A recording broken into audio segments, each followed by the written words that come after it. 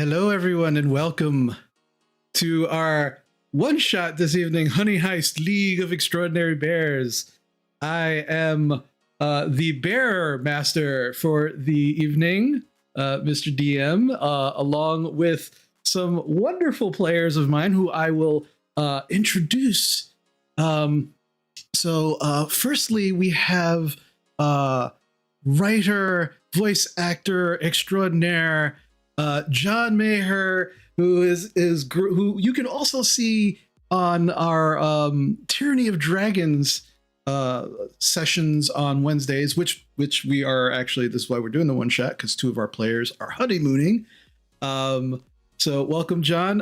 What kind of you are, as I said, actor or voice actor? Do you have any projects that you want anybody to know about coming up? Or I am actually working on book 4, I swear. And I'm working on getting books 1 through 3 set up on Audible, turning the podcast into something a little more accessible and mainstream. So hopefully it'll be out there soon, and if people want to give it a try, we'll have links appear here when it's ready. Awesome. And that is Tales of the Left Hand. That is correct. Okay. All right. Next, we have Lady Poopsie, who also happens to be my oldest daughter. You can also see her on our It's a Wild, Wild, Wild, Wild Mount campaign, which we'll be doing tomorrow on Thursdays. And she also she's an artist. She's a content creator. She's like, yeah, she does it all. Like, so do you have any projects coming up that you want people to know about? Actually, I do. I should be getting into my art streams again. I'm currently in the middle of rearranging my whole setup so that it can be a little bit easier. So I should have some traditional painting and digital art coming soon in the next month. And I do have another project in the works, but I don't want to give too much details. It's definitely going to be paranormal related, to go with phasmophobia and all those other kind of ghost hunting games. And I'm really excited about it. So that's stuff before the year ends. Oh, that's awesome! Yeah, so we look forward to seeing some new stuff from Lady Poopsie. Yeah, because I missed the art streams. I really missed, because yeah, those were pretty awesome. Okay, so this evening our special guest. Let me I'll make sure I do this right. And here we have one queen that is a lot like a Monet painting, pretty from afar but hella weird up close. Presenting Estrella from TikTok. Hello, loyal peasants. She said I could say that. Yes, I did. I was like, oh, I need to come up with an introduction. Oh, don't worry, I got this in the bag. Oh man! So, do you have anything new coming up, or should everybody just look forward to your amazing TikTok content? Well, I'll be going with a bunch of content creators to Boston soon, actually next week, and I'm looking forward to creating some really fun content, and yeah, keep an eye out for that. But beyond that, have fun with my regular dumbass on every day at 4 p.m. That's awesome. And thank you so much for joining us. We really appreciate you coming and playing with us this evening, this crazy game. No, thanks for inviting me. I appreciate it. Yeah. All right, next we have our wonderful Matt Majak, who not only can you see on Tyranny of Dragons as well, but also World of Aspire. He's on Good Neighbors, the podcast. He is an actor. He is a content creator. He's an awesome guy, Matt.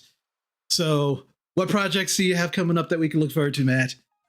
Within the next couple months coming down the pipeline, look for me in the upcoming web series Life's Not Fair, a mockumentary about what it's like to run and work at a Ren fair. Nice. That sounds awesome. Oh man, I can't wait to see that. I am a huge fan of mockumentaries ever since I saw this at Spinal Tap. So yeah. I know that just dated myself so hard there. All right. And last, sorry, John. Last and certainly not least, we have S. Jane Winchester, content creator, LARPer, awesome person who also can be seen on Tyranny of Dragons as well. Jane, thank you so much for being here. What do you have coming up, if anything?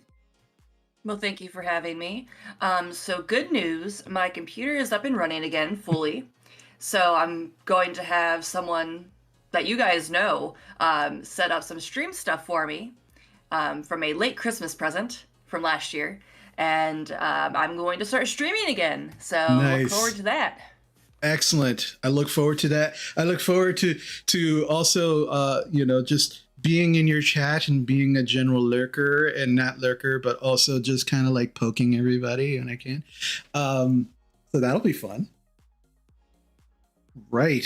And just some quick announcements. Again, as I said before, for anyone new who has not been here before on Players and Creators, this is actually our year anniversary stream. We have been streaming for a full year now, so this is kind of like our celebratory stream here, our one shot. And if this one shot is not a hilarious mess by the end of it, I have failed you all. So this is what we have to look forward to. I really, really hope that you all enjoy this. And for those who are interested, I do run 2 D&D games every week. Wednesdays is Tyranny of Dragons, and Thursdays is our Wild Map campaign. Fridays, I do Friday Night Magic, where we play Magic the Gathering Arena. I usually play with some friends and some family, but I also play with folks who come onto the stream as well. So if that's something you're interested in, please just check our schedule to see when all of that goodness happens. We're also on Twitter, on Instagram. We've got a Discord. We're like on all the social medias and stuff. I'm an old guy. I keep up with it as best as I can. If you want to see anything that you've missed, we also have a YouTube page that has all of our YouTube stuff, all of the stuff that you've probably missed in the past, so you can catch up. But that's not what you're here for at the moment. You're here for bears and crime. So let's get started with Honey Heist, League of Extraordinary Bears. So, my bears. You, over the last week or so, each of you on different days have been secreted away in the middle of the night and found yourselves, when you did awake, in what seemed to be some kind of very fortified cage. Not your typical bar cage. No. That would be too simple for bears of your magnitude. As you awake, and clearly the bumpiness tells you are also being transported by some sort of vehicle as well. But as you look around, these are solid steel walls. The only light or air that's coming in are these very small half-inch holes around the top edge of this metal box. You are very comfortable. It seems that your belongings and some of the bedding that you have used in your former living assignments is being transported with you. So it's not as if you are in just a bare metal box. There are some accommodations. There's some food in there for you as well. But you don't understand why this has happened. You remember being fed, getting drowsier than usual, and then awaking in these metal boxes. You're all by yourselves. There's no one else around you. You're not sure how long you've been out or how long you've been traveling for when abruptly the vehicles come to a stop. You feel these metal boxes being shoved and pushed. You can smell the heavy, dense, beer-soaked sweat of the men pushing these boxes in some sort of direction off of these vehicles. Finally, the boxes come to a stop. You just kind of wait there, not knowing what to expect next. When suddenly you hear the locks disengage from your boxes. And as they open, you find yourself, all of you, staring into a very, very dark room. The only light in this room is in the direct center, or what you think is the direct center. There is a spotlight on what seems to be some sort of trough at the very middle of this room.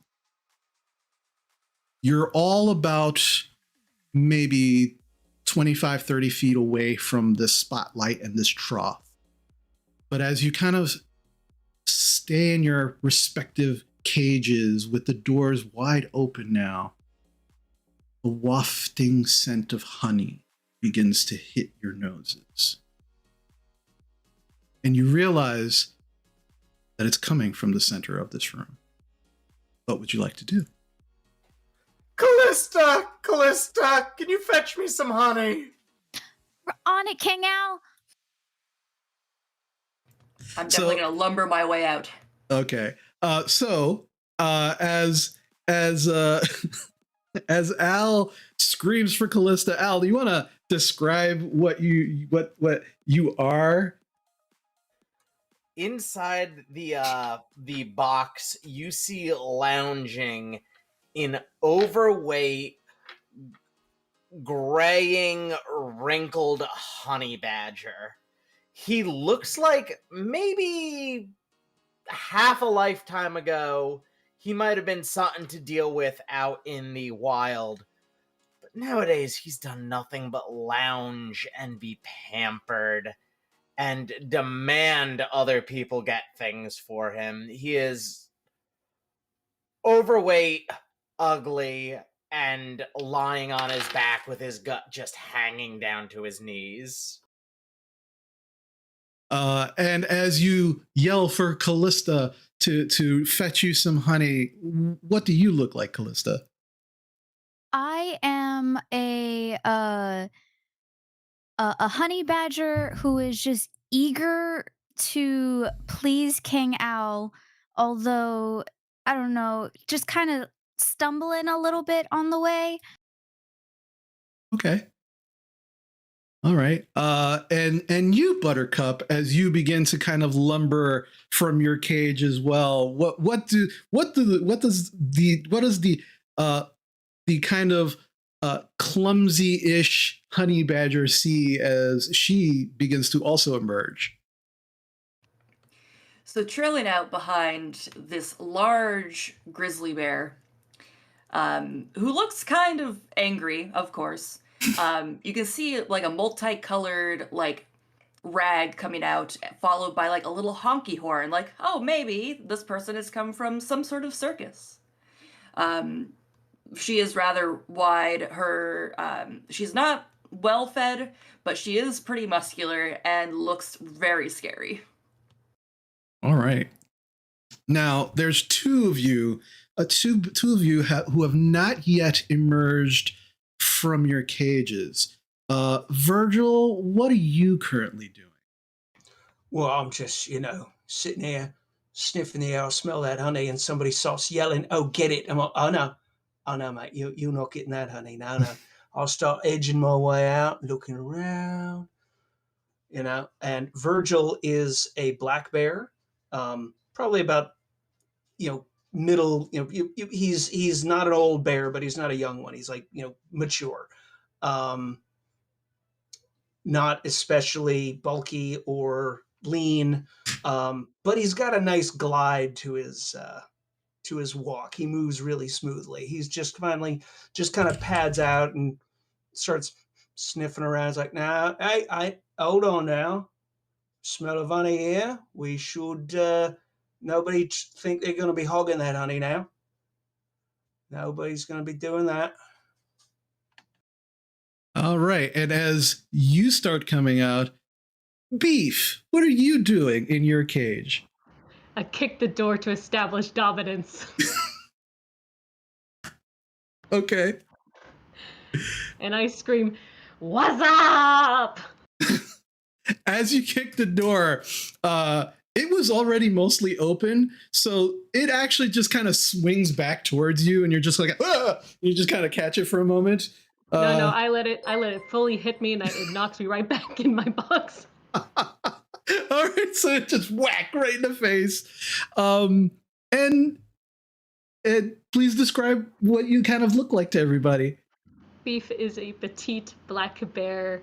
She is tiny but mighty, and she's wearing a black tutu, a remnants of her circus days that she somehow cannot seem to get off.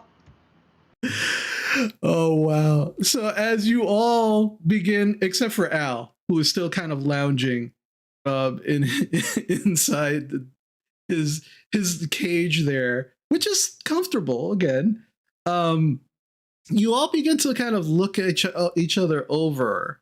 And besides Al and Callista, you've never actually met each other before. So now you're seeing these strange bears and honey badger around you, and you're all slowly making your way towards this trough in the middle of the room, which is filled to the brim with honey. Oh, that's some other load in it. Oh, yeah. Oh, I'm so hungry. That could easily let us all eat for at least 2 days. I must get this to King Al. 5 minutes tops. Who's King Al? Who the heck is that? Get it yourself. Who are you all? Well, pleased to meet you then. My name is Virgil. I am as you can see, a black bear, and I like to, that's about it, really. I mean, I was doing various things in zoos and all, but somehow I found myself in this box, and here I am. I'm a black bear too. Are we cousins? Oh, I didn't see you at any of the meetings, no, but, it's Rats. nice to meet you. Nice to meet you too. My name is Beef. I'm Buttercup. I'm going to cautiously approach Buttercup and just sniff a little bit. And who and what are you? Why, I'm a honey badger. My name's Callista. Who are you? I'm a grizzly bear named Buttercup. Yeah, Who buttered your cup? Buttercup. Yeah, you're getting the quick impression that Callista not all there. Like physically she's there. Upstairs, probably not so much. So, did you eat that clown? Did you trail in the clothing of behind you? I wish I did. He got away. He got away. No. I'm sorry to hear. Bastard. Yeah. So as I you're tried. as you're all kind of making your way around this trough of honey, who's going to be the first to take a bite?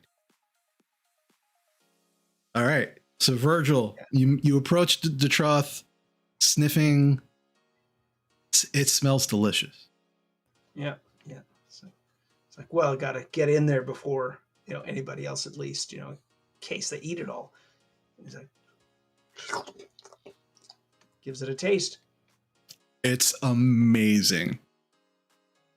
Oh, it's the good stuff.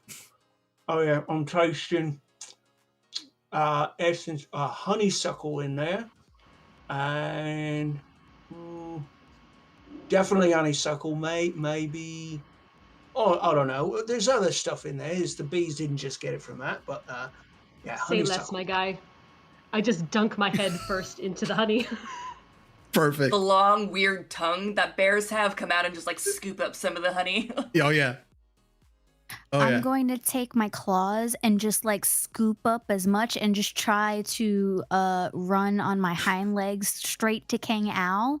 I don't know how successful I'll be, but uh, given how long honey badger claws are and how small their actual paws are, you leave mostly a trail, and by the time you get to Al, like there's just honey left on your claws.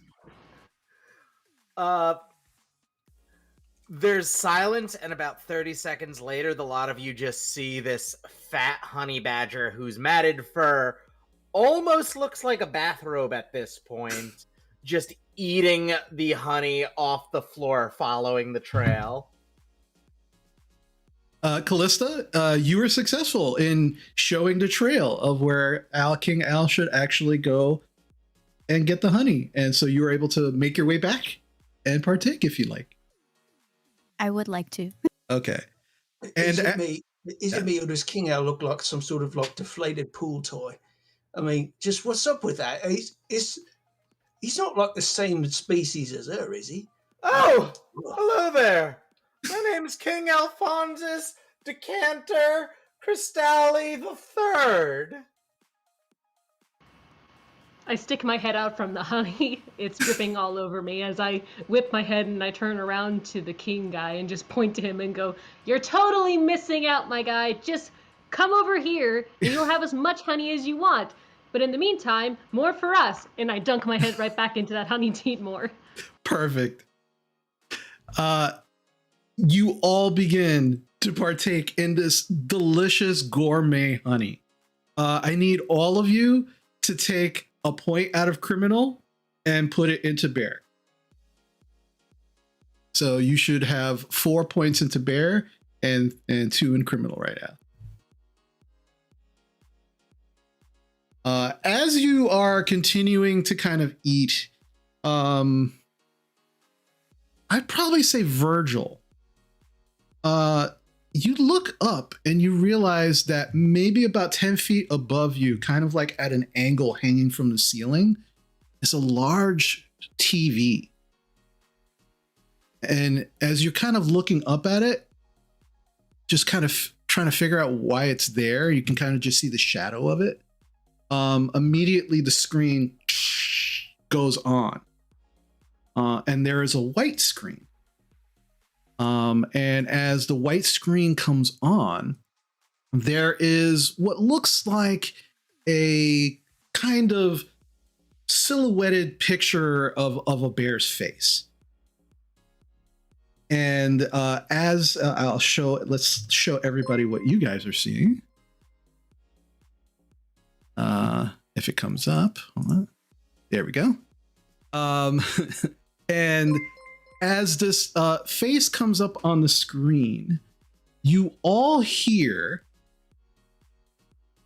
"Well, please help yourselves. There's plenty for everyone. I do apologize for this mode of discussing things with you, but I think this would be the safest way for all of us to get acquainted."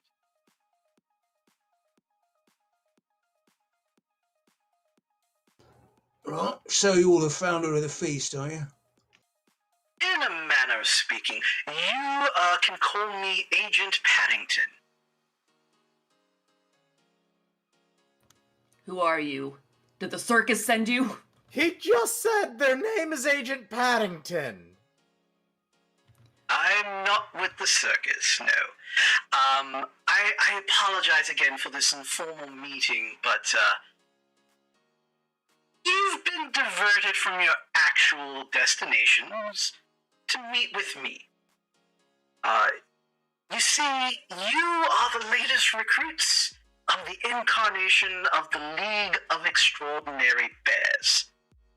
You see, there have been times throughout history where animals have decided to try and take power in some form or another.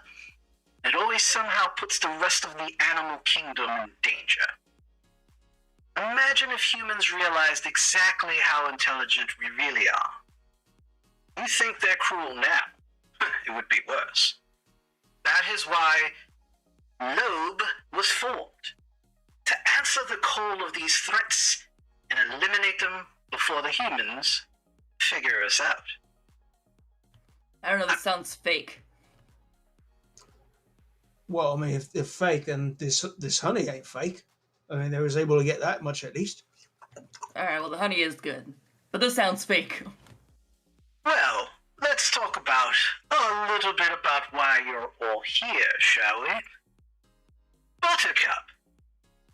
Recently the headliner of the ramshackle traveling circus, who was corrupted by carnies where they taught her how to swindle money out of people and break into cars. It was your recent excursion to Altoona, but strangely enough, you allowed a small child into your cage. Then when your handler attempted to remove the child from your cage, you proceeded to beat your handler to death with your unicycle.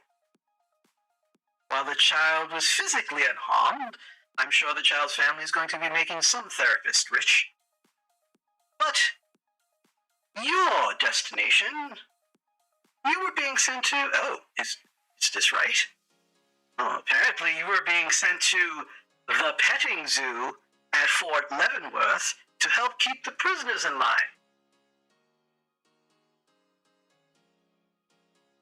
Sounds about right for someone of your standing, and especially your peculiar talents.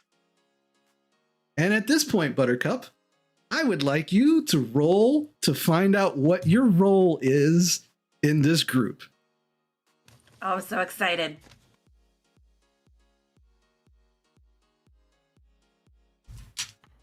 I'm the face. You're the face? Okay. Nice. Okay. So as there's kind of a pause there, as you're kind of like taking in that, you know, this bear apparently knows who you are. He continues. Your skills, while, you know, being the grizzly that you are, you know, you are scary, you do have some other subtle skills as well. You were able to get no less than a dozen of your handlers fired from their positions because you were able to somehow convince each of them to take you to their homes for a weekend to watch movies and eat pizza. That's fascinating, and a talent Pizza is really good. talent that we hope that we can hone. That's amazing. I'm in awe. Have you guys ever had human pizza? It is the best. Right. I've only heard tales of that beautiful circle. Beef. Yes. Coming out of the great Vancouver Zoo, where unfortunately your circus handlers had left you after an interesting performance, shall we say, barely out of cubhood, you could climb out of most of your enclosures, but it was only after you broke into one of the gift shops and tried to pass yourself off as an employee that it was decided that you might find another home somewhere else. According to this paperwork, oh my, you apparently were being transported to a taxidermist. Lies! Oh, bugger. Whoa. Beef, I need you to roll for your role, please. What's a taxidermist? Don't tell them! We'll tell you later, little one. You don't want to know. We'll tell you when you're older. I rolled a 4. You are the hacker. Need a burrito, my guy. So as the term taxidermist begins to kind of settle into your mind of where you were going, Agent Paddington continues. We here at Loeb are especially curious as to why you thought the Pentagon was storing a special honey from space. Surely you know that there is no such thing as space honey. But, regardless, the Pentagon couldn't very well let folks know that their systems were hacked by a bear.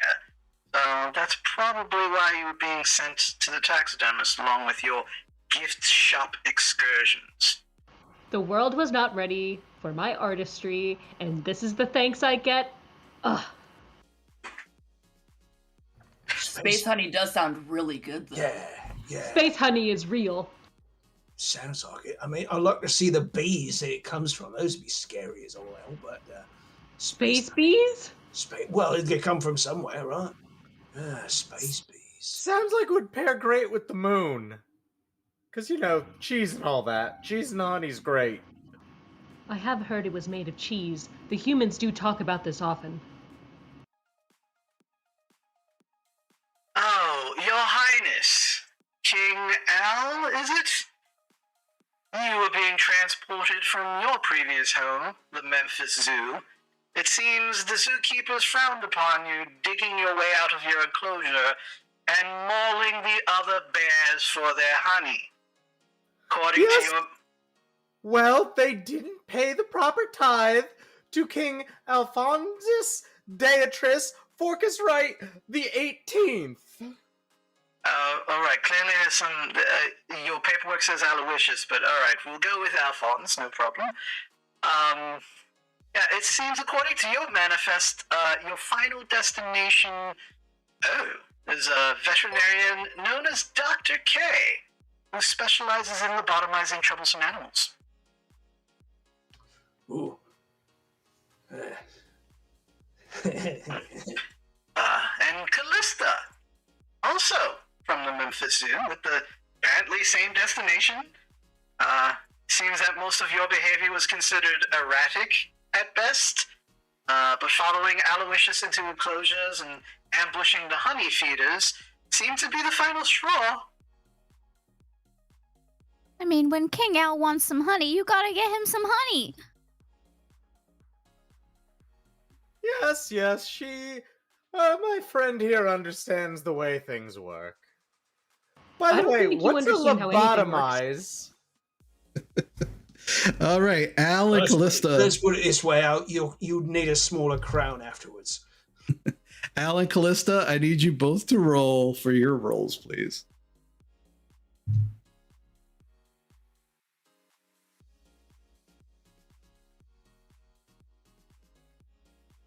Callista, what'd you get? I am also the face. You are also a face. Okay. And how about you, Al? Brains. We're doomed! Doomed, I say! Oh my god, you're the brains. That's great. Okay. All right.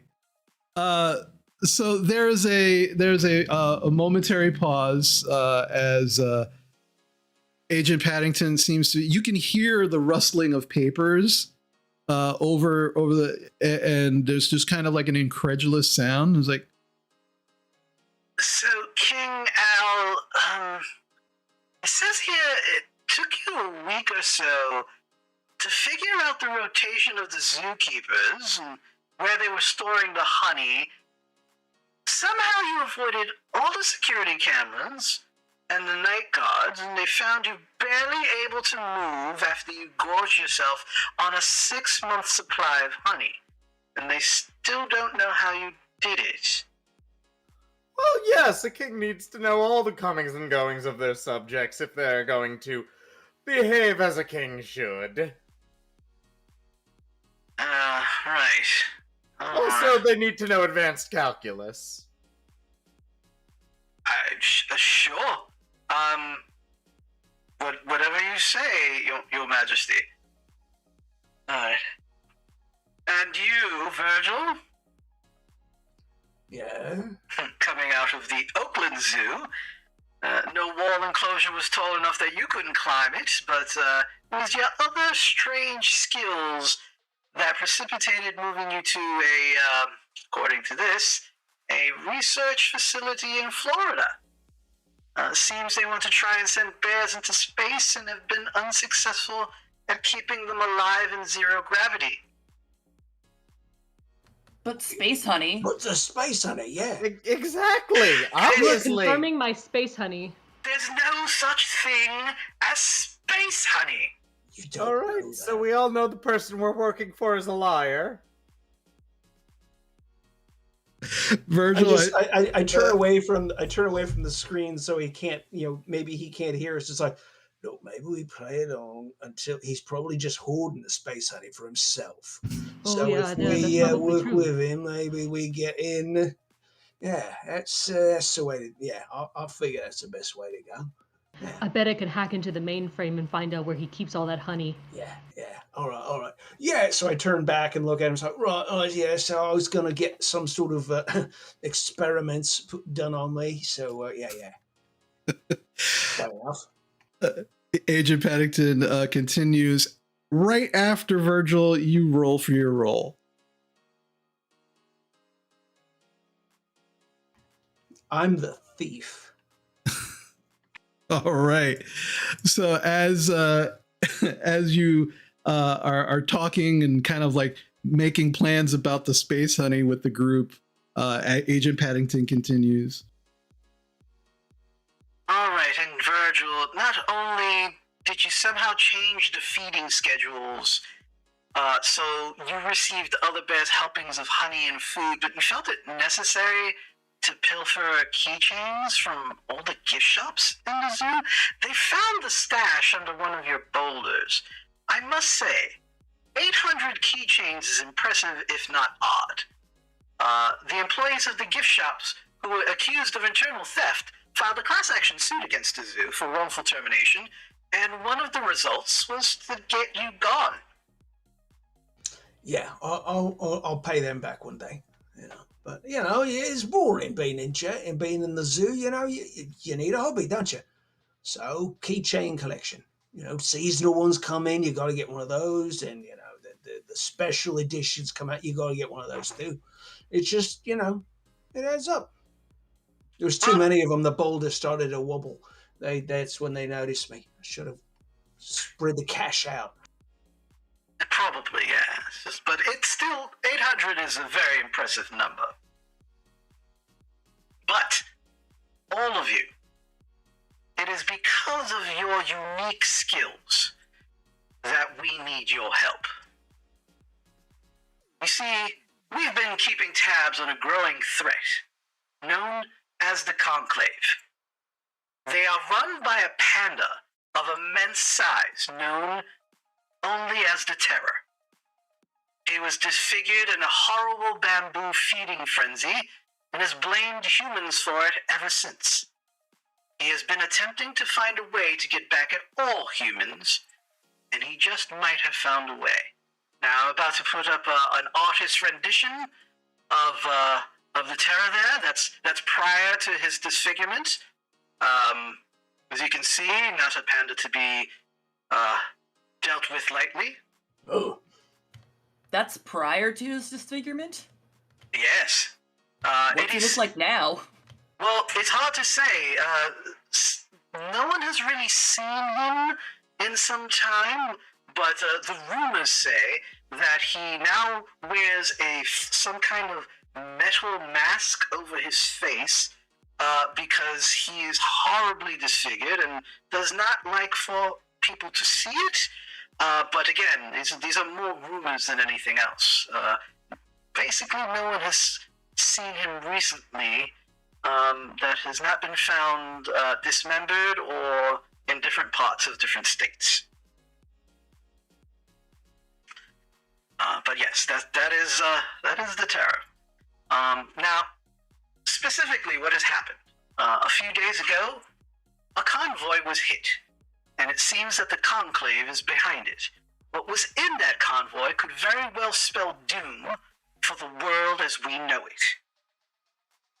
Now, the only known royal beehive in existence was inside one of those trucks in the convoy that was hit. Not only is this the home of the queen of all bees, but these bees have been selectively bred by humans to make ultra-dense mega honey. When consumed, this honey has one of two effects. You either become so relaxed, you are easily susceptible and can be controlled by the simplest of requests, or you become extremely feral, attacking anyone, friend or foe, in your crazed pursuit of more honey. Question. Did we just eat that honey and that's why we're following your idea? No, we do not have. There's only one of these hives in existence. This was just to get you out of your cages. Well, I've got to say, either of those options, you eat this honey, and either of those sound pretty good to me. Yeah, I'll like to get some of that. And no, trust me, you do not. As delicious as this ultra-dense mega honey is, it is extremely dangerous. The more you eat it, the more addictive it becomes, and depending on which side you turn to, you might either become a very dangerous bear, or you might become a slave bear. So, there's no telling which until you actually eat it. That's the danger of it. Dang. And the terror and this hive must be found as soon as possible. Now, should you decide to help, your reward for not only stopping the terror and his plans, but retrieving the hive itself, we will make sure that you are sent to minimum security zoos, where you will have all of your needs met, as well a lifetime supply of the gourmet honey that you were just provided with. Now, you can decline, but unfortunately you will be sent right back to the destinations you were going to when we stopped and intervened. The choice is yours. What would you like to do? King Owl, what do you decree? Why'd you pick LOEB? It's League of Extraordinary Bears. Loeb. Why not bears embarking on adventures for the rest? Bear. Bear. Bear. We'll workshop it, I guess. Thank you for the suggestion, Your Highness. Well, I'm in. Sounds like better, more exciting than getting, the old probes up the, what's. So I'll give it a go. All right, it sounds a lot better than going to a petting zoo and possibly mauling people. So Does it? I'm in. I mean, I'm in too. I still don't know what lobotomize means, but this sounds more fun. You sure you didn't get him after he's already been there? No, you were all in transit. Just checking. I go wherever King Owl goes. Still wondering. How about I you, will go where my Buttercup? makeshift cousins. Buttercup? You I'm seem in. pensive? Ah, excellent.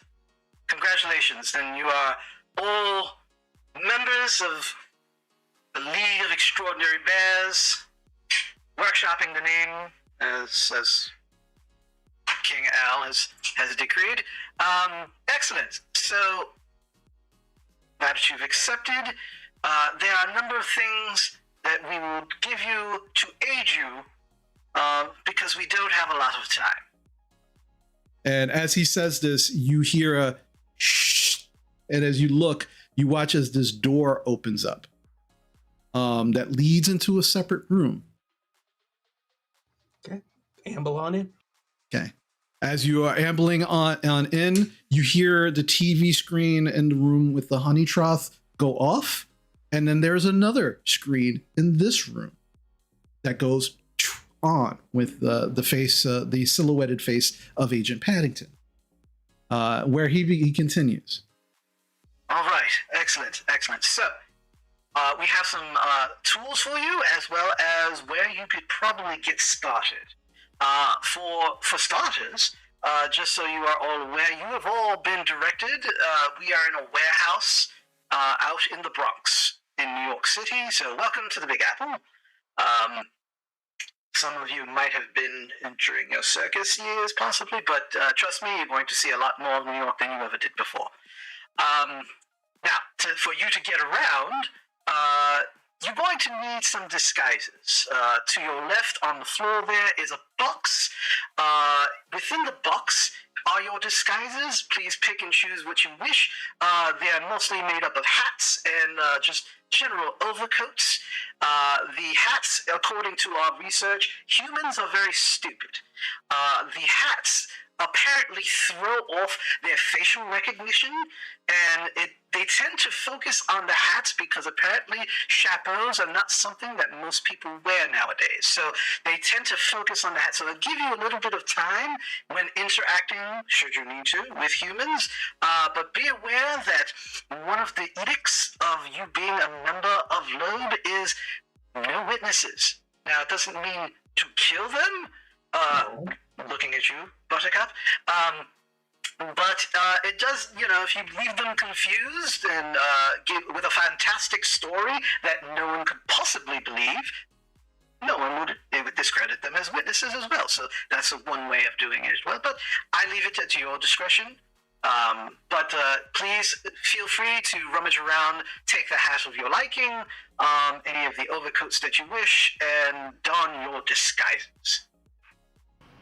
Okay. I immediately run over and I grab the fedora and also a trench coat. Perfect. I'm gonna run over and dig through. I'm going to find an oversized skirt with like a really like gaudy like blouse that somehow fits me, and then also a very lovely sparkly crown. Perfect. Rooting around in here, what I got? It's I'm rummaging through the box and I find a crown for King Owl.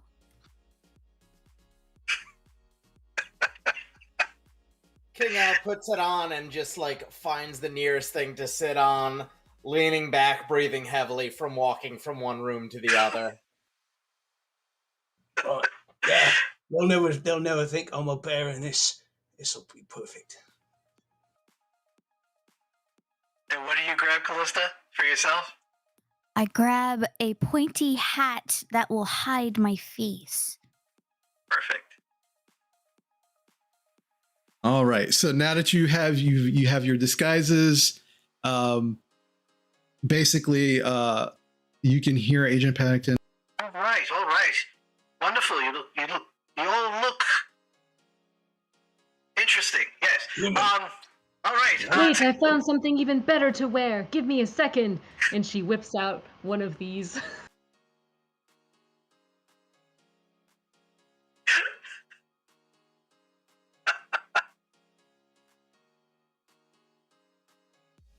Perfect.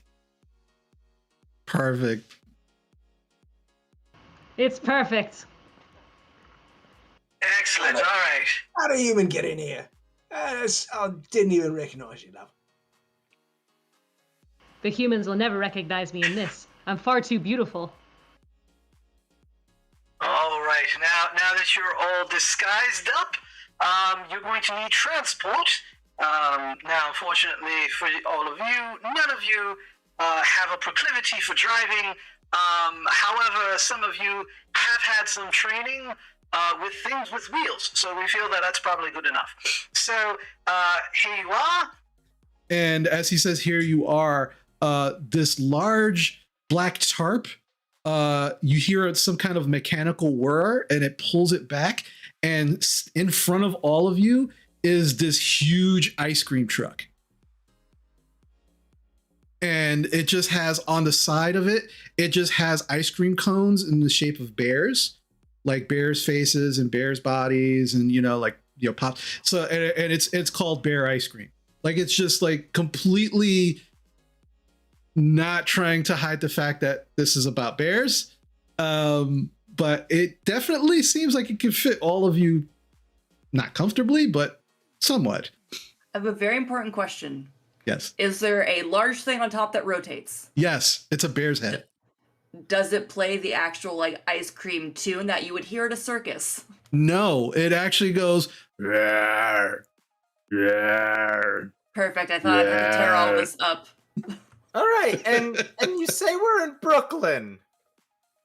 No, you're in the Bronx. Oh, the Bronx. Okay. Yes. Well, I was very worried because if we had something called bear ice cream and we were in Brooklyn, we'd attract a lot of attention. we are aware. We've done our research, but no, you're in the Bronx. And you might have to go to Brooklyn, so just be aware of that. But All right, that one's on you, not me. all right. Well, What, do people in Brooklyn like bears? Is that what this is? They love them. I never knew we were so popular in a borough. moving forward, yes. So now that you've had your disguises, you have a mode of transportation. You will find in the glove box an envelope with 5 crisp $20 human bills in case you need spending cash for whatever reason. Should you need to interact with humans, but we're hoping that your skills alone should be able to provide any other things that you may need. But just in case. Now, we have a few leads for you. So you can pick up on what you need to do immediately. So the first, now according to the manifests that were left behind when this convoy was hit, we know where the hive's location was headed. Now, it was headed towards this lab in Westchester of apiologists. Now, according to these manifests, the actual hive is in something called a hive vault. It requires a specific code to unlock it. If it's not used, apparently it's impenetrable. Now, eventually the Terror will either figure out what the code is or find a way to break into it. But if you make your way to the lab, you might possibly learn some more information, but you might also find the code needed to get into the vault. That way you could bring it back to us unharmed. Now, the address is also in the glove box as well. To the lab, it's actually it's now the paper itself is a little bloody because they were hit by the conclave, which is made up of bears. So there was a lot of death. But yeah, it's legible. You'll be able to make out the address. Now, the second lead might be a little more difficult depending on how you want to play this. Your second lead is Edward. Now, Edward is a sun bear and a former associate of the Terror. He turned state's evidence against him and has been in protective custody ever since. He may know the location of where the Terror can be found or where the hive might be taken to. However, we don't know where he's actually being held. We have a field operative here in the Bronx, Pablo, who might know where he is. Pablo, his address is also in the glove box as well. That address is not as bloody as the other. So whichever way you want to start, I leave it in your capable hands. The freezer inside the actual, I regret to inform you, there's no actual ice cream in this ice cream truck. But if you do go into the freezer, there will be a monitor in there, much like this one, much smaller, that you can contact me with should you have any further questions or you have information that you wish to share. If we remove the monitor, can we put ice cream in there? I would not recommend it. The freezer is not operable other than for powering the actual monitor. Unfortunate. It is. I This is apologize. false advertising. Yes. Yes, it is. Specifically because humans can never find out how intelligent we really are. That is one of the main things that Loeb takes care of. That is why what the Terror is doing is so dangerous. And that is why we need your help. So, Well, all right, then. Yeah. the keys are already in the ignition. I hope to hear from you with regular updates, and I wish you all the luck in the world. Do your best. Get it done as quickly as you can. Good luck. The monitor shuts off. Right. So we could go in, or we talk to this Sun Bear fellow who used to work for him, right? Hey, Beef.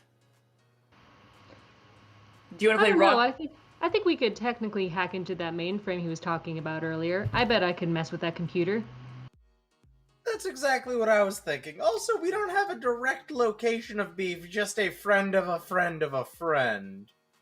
I think going to the source and letting our, hacker do what they do might be the best. Well, I certainly, I don't see why I couldn't, pick the pocket of a particular technician walking in. They use those card things and slide, the slidey card things. I mean, they're just hanging around their necks. I should be able to, just snatch one off without them looking, maybe with a distraction.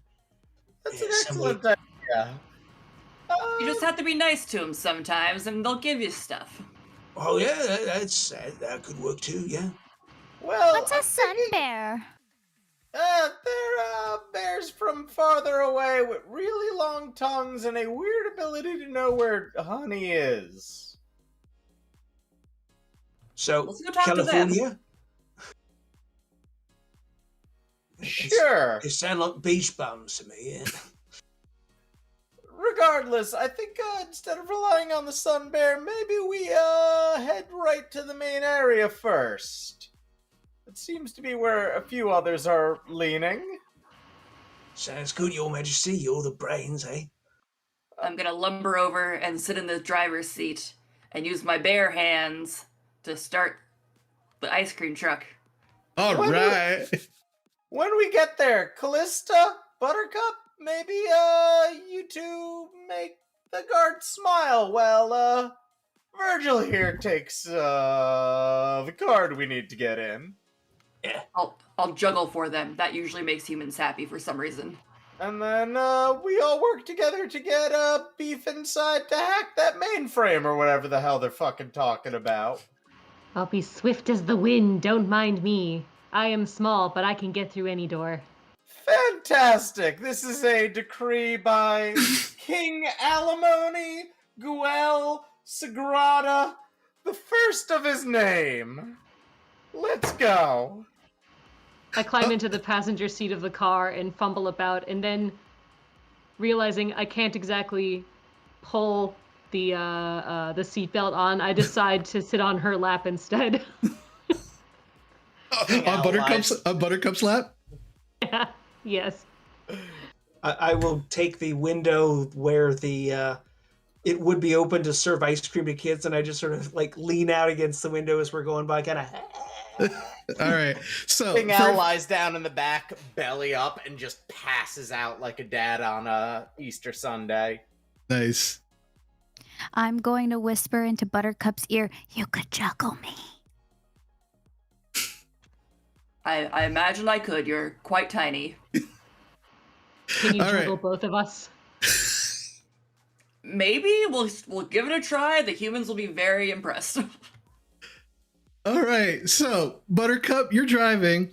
I need you to roll a d6. You're rolling for criminal.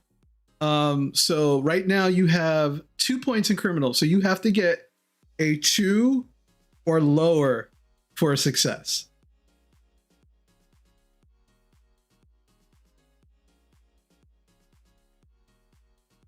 A 2. All right. So you're gonna move a point from bear into criminal, because that was a success. You did a criminal thing.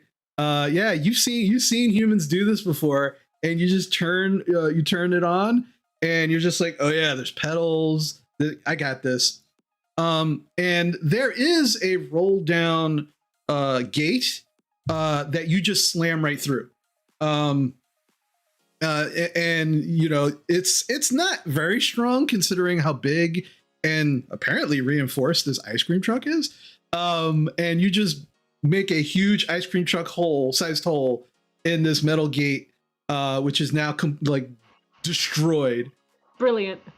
As you kind of make your way onto the Crossbrox Expressway, and you guys are making your way to the lab. Okay. Yes, that is the plan. All right, and you begin making your way to the lab. You have the address. There is also conveniently a paper map in the glove box too. Should be interesting. Who wants to read the paper map? I'm gonna grab it and bring it straight to King Al. Okay. Yeah, he can read, right? Give it to the king.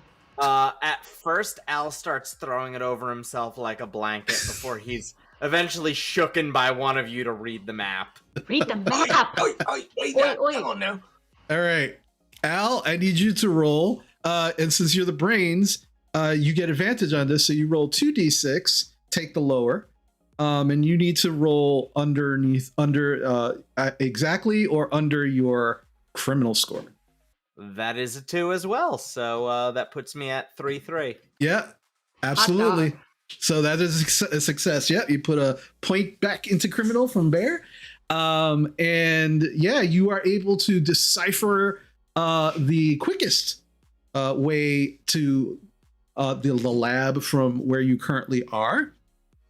And eventually, Buttercup, you understand what King Al is trying to tell you, because he kind of rambles a little, but he gets there. And rather than it taking 3 or 4 hours to get to the lab, it only takes you 2. Do I run over any pedestrians? Run over a pedestrian. Do you want to run over any pedestrians? Score 10. No, only on the way out. Only on the way out. Fine, only on the way out. All right. They're worth more points when they run. Look, Yeah. Okay, now that he's not listening, I think this honey he's talking about, this is the space honey. That's what I'm thinking. The royal We're gonna honey get is that space space honey? We're gonna Look, get it's that all space honey. It's all special and everything. I think this is the space honey, and I think he just doesn't want us to have it. He was very adamant that there was no such thing as space honey. He would So say And that. he was wrong. He would say that if there was and he didn't want anyone else to have it. All right, so we rob both of them. Very possible. Very possible. We got to get this stuff, and then maybe the king tests it, and we see what happens to him, and then we all eat it if it's okay. Exactly. As the king, I should be first to try whatever special thing we get. Debatable. But yes, let's keep going. I mean, we've got our own ride. You know, I mean, it's a truck just like all the other human trucks. I'm sure it'll blend in all seasons and all times. We can just get the stuff and we're on the road. We don't have to go back to zoos or anything.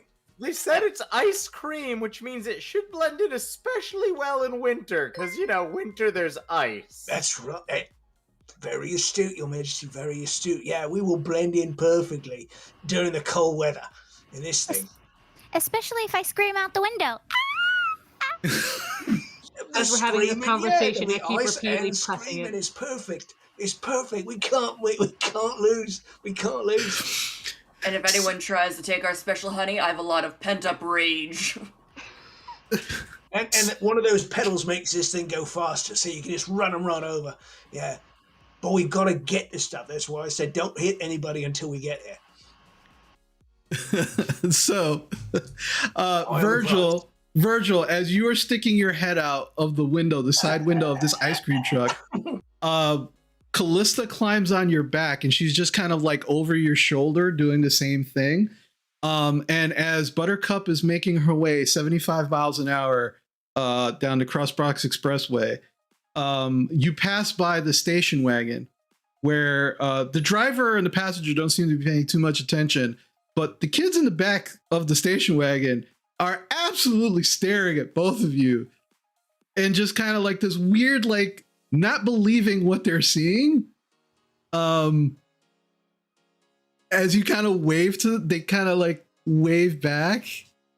And Beef, you begin kind of waving from the passenger side.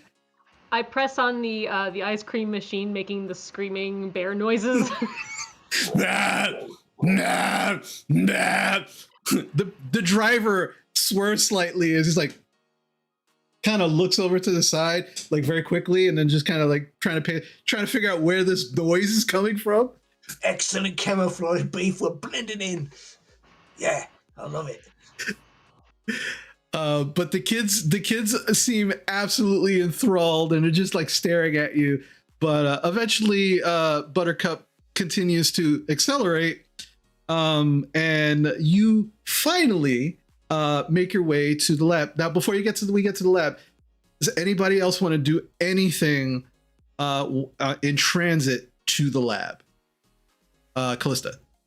I want to inspect the truck to see if there's any ice cream or honey for King Owl. Okay. Let's see. I will say, yeah, you're kind of sniffing around and everything. All right, so you're going to roll for bear. So roll a d6, and you have to get exactly or under your current bear score. I got a 6. You got a 6. So that is a failure. No. That is a failure. So you're going to put one, you got to take 1 point out of bear and put it into criminal. And as you kind of like fail around, you do find there is a box, like a cardboard box. And inside of it is a unicycle, 3 multicolored balls, and a horn. I want to squeeze the horn. You want to squeeze the horn? All right. So you take the horn out of the you take the horn out of the box and and as you do that, Buttercup swerves and almost hits another car because you startle her. What? I turn around and see the horn, and then I scream, "Oh my god, it's perfect! We could definitely use this to distract the humans at the lab." I found some balls and a unicycle too. You hear a low growl from Buttercup like, I can't get away from it. So, but I mean, just looking around, you all can see like a freezer. There are blankets also like all over the place. So apparently either for sleeping or covering yourself with, but that's about it. That's all you find. You don't find any honey or anything like that, unfortunately. You're a little brought down by it until you find a horn. So, Darn. but you eventually make your way, you take the Buttercup, you take the off ramp to the lab. And as you're kind of getting off, and you can see that, on your drive there, like you saw all of these buildings, this place, this is so different from the zoos. And, occasionally during your trips that you have made, you were able to see bits and pieces, never as much as you're seeing now. And it's kind of a little overwhelming, all of these large buildings, all of these vehicles, humans everywhere, right? But as you're turning off onto this off ramp, all of these buildings seem to start to subside, and you see more and more forest and more trees, and you all begin to kind of relax a little more. Not so many humans. You see the occasional car driving, but definitely this lab seems to be a little out of the way. But are we in Westchester County? You are absolutely in Westchester County. And you begin. Keep your eye out, folks. There's a lot of rich people here. You definitely begin making your way towards the lab. And as you're getting closer, Buttercup, you can now see like this seems to be the largest building in the area. It seems to be about 3 floors, but it is large. There is a parking lot before you actually reach the building. But to even get into the parking lot, you see a guard post with one of those those gates with the blanking on what the hell it's called. The gate thingy. We're gonna call that the gate. The arm. The gate arm. There you go. I don't know. I like my official term better. Gate thingy. Gatekeeper. Yeah. But there is a guard shack. What would you like to do? Would you like to make your way directly to the guard shack, or do you want to kind of pull over to the side to come up with your game plan? I'm going to pull over to the side so we can make our game plan and how we're going to deal with this guy. Okay. Okay. So you pull over to the side of the road. You're about maybe I mean, you can still see the lab from where you're at, but you're probably maybe like half a mile from it. All right. Well, I guess I could try to grab the card or whatever off of this guy, but I need a distraction. Callista, let me juggle you. I've got some balls for you to juggle too. Perfect, and grab that unicycle. I get on the unicycle and I start pedaling. Man, There she goes. I need you. Oh my God, this is not necessarily a bear thing. You're figuring out a way to distract the guards. So this is definitely criminal. So I need you to roll for criminal, Callista, to see how successful you are in your first attempt at riding a unicycle to distract guards. Oh God, I got a 5. Okay, so Callista. No! Callista gets all right. So you get put 1 point from criminal to bear, because your claws are just way too long for the pedals on this unicycle, and you just watch as Callista just eats dirt as she just goes face first into the ground as she pulls this unicycle out, and she's on the side of the road, trying to get out, just eating dirt. I will help her up off the ground, pick her up, and get on the unicycle myself.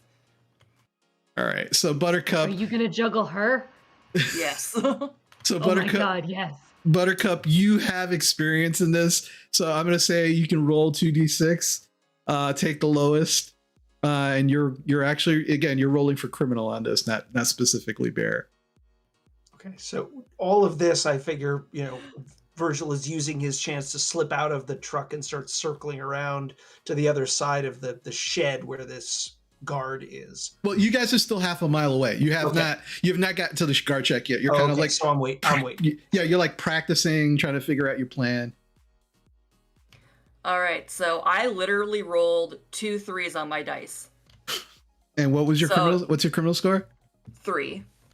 That's a success. So you're gonna put a point from bear into criminal. Ooh, I'm so criminal now. And Buttercup is she's just like on the unicycle like it's nothing, just kind of like staying in one place, going back, going forward. And you're juggling the balls now, or are you? When we get closer, I'll juggle the balls. Okay. All right. So also Callista. All right. So you seem like you're getting your game plan. Anybody else doing anything? Beef. What are you doing anything at this moment? I'm making my way behind a tree, and I'm just waiting for those guards to be fully distracted so I can just slip right past them and get in. Okay. Well, you're not at the guards yet. This is like your practice session. You're getting ready to figure it out before you actually get to the guards. Got it. Okay. In that case, I am rummaging through our ice cream truck to try to make try to see if there's like any little gizmos that I can make a small cell phone. Okay. Yeah, I'm gonna need you to roll for criminal. And this being that this is your specialty, your hacker specialty, 2d6, and you take the lower. Roll to 1, baby. That is definitely a success. All right, yeah. So you start going through like the freezer, and as you go through the freezer, you see a small screen pop up, and Nice. it comes on, and you hear, Agent Paddington here. What can I do for you? Do you have any parts that I can make a cell phone? Not on me, and if I did, I could get them to you. But you could continue to check here in this freezer. There might be some scraps or some such. Thank you, strange meta bear. You're very welcome. Good luck. I walk up. I stumble over to the freezer and I open up the chest cooler and I head first go inside there and start rummaging. oh yeah, there's until there's wires and there's like little chips and like I wouldn't say there's enough in there for you to make like a cell phone, but you can make you can make like a rudimentary kind of like walkie-talkie. Say less. Yeah. And so I rummage in and I grab the pieces and I go, Eureka! I scream. and I start like maniacally starting to put these pieces together to make a weird rudimentary walkie-talkie, and I look to the group and I go, and with this newfangled contraption, now I can talk to you guys while I'm trying to get all the stuff that we need. Yeah, and there's enough pieces for you to actually make two, so you can give one to whoever you want. Heck yeah! And you have one for yourself. Okay, now I have to pick someone to trust. It's definitely not the king. If it was me, I'd trust either Buttercup or Virgil. Buttercup, Virgil, would you like to use any of my weird, strange walkie-talkies? Trust me, it's very easy to use. It's just a one quick button. Sure. I'm going to be juggling, so give it to Virgil. Yeah, Okay. I'll take that. Yeah. I stumble over to Virgil, and then I just shove it. Nice. All right, so Virgil, this thing is about I need it. yeah, it's about the size of like an orange. Like it's not small at all. Like it's roundish. It's like got weird angles to it. There's like a little holes in it and wires just sticking out. It doesn't look like it should work, but somehow it does. And that's why you should never underestimate. Right. Can you hear me? Yes, I can hear you fine. Okay. Yeah. All right. You're also standing right next to each other. So yeah. Yeah. Yes. Yes. I walk a few paces away in the towards the end, facing the wall, like a solemn-looking, depressed person, and just go, "Can you hear me now?" Yeah. Oh yeah, you can hear Beef's voice coming from the walkie-talkie without issue. It's amazing. All right. Excellent. All right. Okay, So we gotta get. Okay, so I look out the window of the van to see how our circus act is going. It's like, you ready for some distraction? I think I am. Are we? King Al, does this look good? Without even looking up from like their napping spot. Wonderful! It looks perfect. It's gonna do great. All right, let's drive up, everyone. all right. So you get behind the wheel, you begin making your way towards the guard shack. And as you're driving up, there is a car ahead of you. The guard has come out of the guard shack, is talking to the person there. And you watch as the arm goes up, the car goes through, the arm comes down, and the guard is now motioning for you to come forward, Buttercup. As you're driving this massive ice cream truck up to this guard shack, the guard looks a little confused, but he's waving you forward nonetheless. He's going to be even more confused in a second. All right. Act natural. He comes up. Now, as a reminder, you all can communicate with each other, no issues. You are bears. You're not anthropomorphic bears. You are bears. And this is a human. So this should be very interesting as you try to communicate and or do stuff with this human. So as you drive up forward, you put the car in park, you put the truck in park, and he's just looking down at his clipboard. And then he just kind of looks up at you, Buttercup, and is now looking at you in your face, and his eyes immediately go up to your crown. Oh, it's a pretty crown you got there. So yeah, that's nice. So what brings you here? I'm just gonna like grunt, like be like, yeah, thanks, kind of deal, and then be like, okay, go ahead. Just point. Just point. all right, I will point at something. No, you- get out and start doing the thing you were gonna do. All right, I'm going to nod, grab Callista, and go out and like start our performance for him. Can I find? This is the best. Can I find a pen and paper in the truck? Yeah, there's definitely pen and paper, pencils. Excellent. I want to start drawing a birthday card. Okay. So a couple of things need to happen. All right. So a couple of things happen. So as this guard has asked you, he begins to hear, and then the door slams open. You jump out, and the guard's like, just kind of like backs up slightly, and you begin on your unicycle, just juggling 3 balls, and in the moment to this guard, a small hairy child. Right? Because It's a small hairy child. No. so he's like, what is going? I don't understand what's happening. Sir, ma'am, can you please put the child down? And he's just kind of like motioning at you, like not aggressively or anything, but very confused. And he's just like, please stop. This is my moment. Okay, so Virgil, what are you doing? While she has been getting out and starting her routine with the small hairy child and flinging the child into the air repeatedly, I have rolled out of the open side of the ice cream truck where normally ice cream is dispensed, and sneak around the truck and come in from behind, and just moving on all fours, just trying to get in real stealthy. Mhm.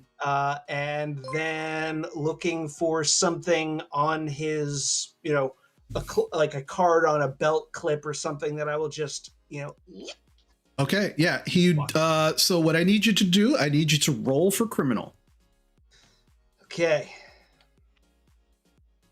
And this is your specialty. So you roll 2d6, take the lowest. Oh, thank God. Got a 1. Got a 1. All right. So that is a success. So yeah. So as Buttercup is just like riding this unicycle, she's riding the hell out of this unicycle. Like you can see, this is a professional, years of practice, right? Just juggling these Charming 3 balls. the heck out of this guy. This guard is like, not only is he confused, he's amazed by what he's seeing, right? Not only is this ice cream truck operator riding a unicycle and juggling balls, but he's also juggling a small child who doesn't seem to care that this is happening. And in the midst of this chaos that is happening, Virgil, you just lumber out of the side of the window and begin sneaking over. And as you do, you can see clipped to his belt, there is a large red card with a black strip on it. And it seems pretty important. And just yank it off of his belt. Swipe it. And I without an issue.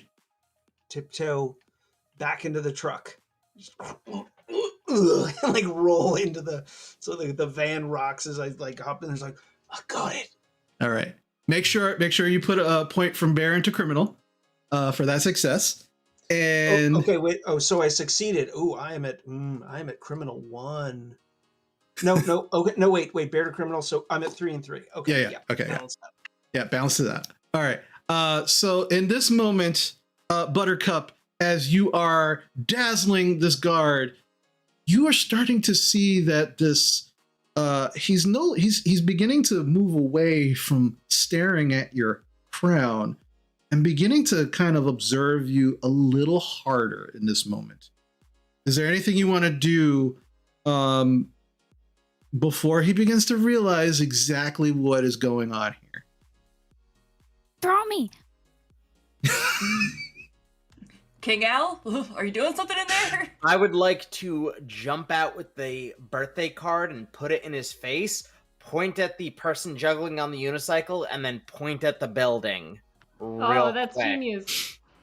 Okay, I need you to, again, this is brains. You're the brains, so this is your specialty. Roll 2d6, take the lowest. You're rolling for criminal. I got 2 on both of them, so that's a success.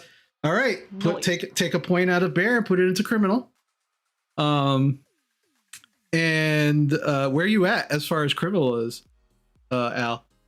that puts me up to 4 criminal. Okay. Same here.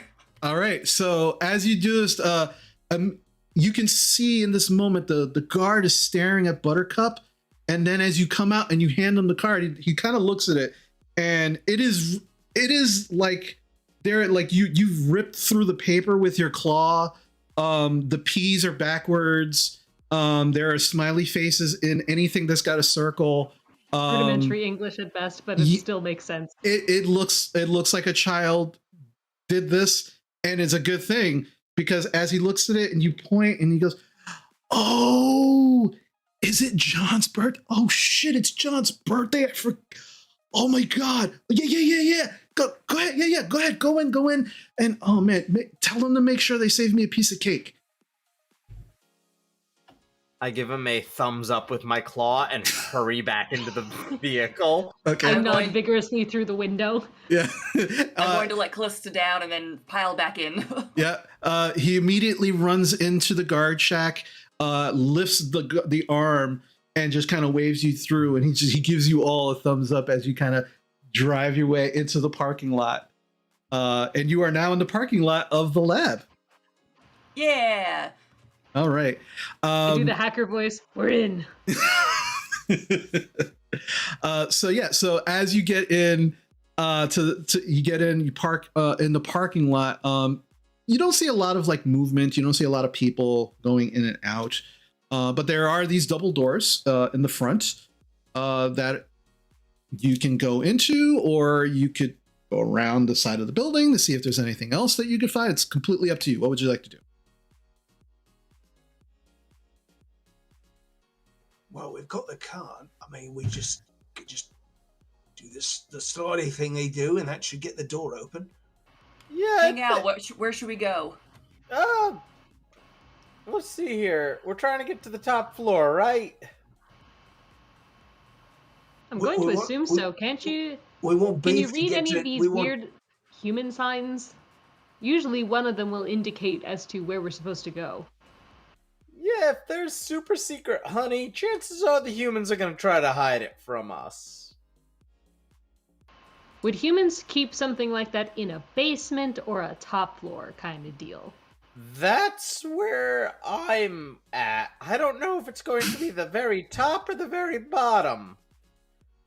Either way, our goal is to get Hacker McHacker Beef to where they need to go. That's Monsieur Beef to you.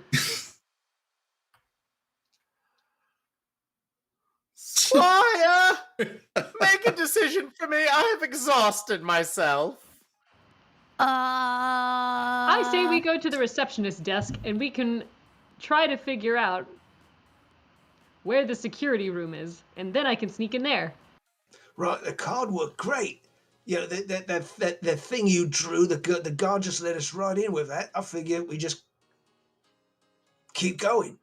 King, why don't you make one of those, you know how all of those security guards have those weird little tags that tell them that they work here and things like that? What if you drew like a picture of us as a security guard and Yeah, we can Virgil's already got us a security badge if we need it. well, we just need to show that and walk right in and I can just go to the security room. I mean, humans are very stupid. That's fair. I I see never no. said I was the smartest. That's fair. I see no problem with this. Does this vehicle come with a wheelbarrow? I feel peckish and would like to lie down for the rest of this adventure. Unfortunately, there is no wheelbarrow in this car in this ice cream truck. All right. Do I see any landscapers? I will say, actually, yes, there is one landscaper. You can see him. He's just kind of like raking some leaves over in the corner. He's got like this blue jumpsuit on. There's like a name tag on it. He's got a baseball cap on, and he's just kind of like. Does he Let's have a steal his wheelbarrow outfit. that he happens to be He putting he does not have a wheelbarrow. He has a large garbage can next to him. Is the garbage can on wheels? It is not. Your All right, Highness, never Your mind. Highness, I I could say we knock him transport you out. on my back. Perfect. I'm going to ride my squire here. And let's continue on. Wake me up when you need me again. So hear me out. What if we knock out that guy? We can steal his outfit, and one of us can hide in the trash can as we roll in with the key card. No one will ever think that we're a janitor or anything. It'll totally work. Flawless. So Sure, I'm down with this. all right. So who's approaching the landscaper? Me. Okay, so Beef, you are making your way towards this landscaper who, as he approached, you can see has some headphones in. So it's not really like paying too much attention. Got the head, he's kind of bobbing, his head a little bit as he's listening to the music. And he's continuing to rake the leaves, occasionally taking a shovel and kind of putting the leaves in the garbage. Puts the shovel down, continues to rake. What would you like to do, Beef? Before I approach him, I take my trench coat and I wrap it around my fist, so this way I don't potentially actually hurt him with my claws, and I just basically walk on over and I just whack him and knock him unconscious. Okay, so I'm gonna need you to roll for bear, because that is very much a bear thing. Just whack the shit out of him. So I need you to roll a d6, and you need to get underneath your bear score or underneath.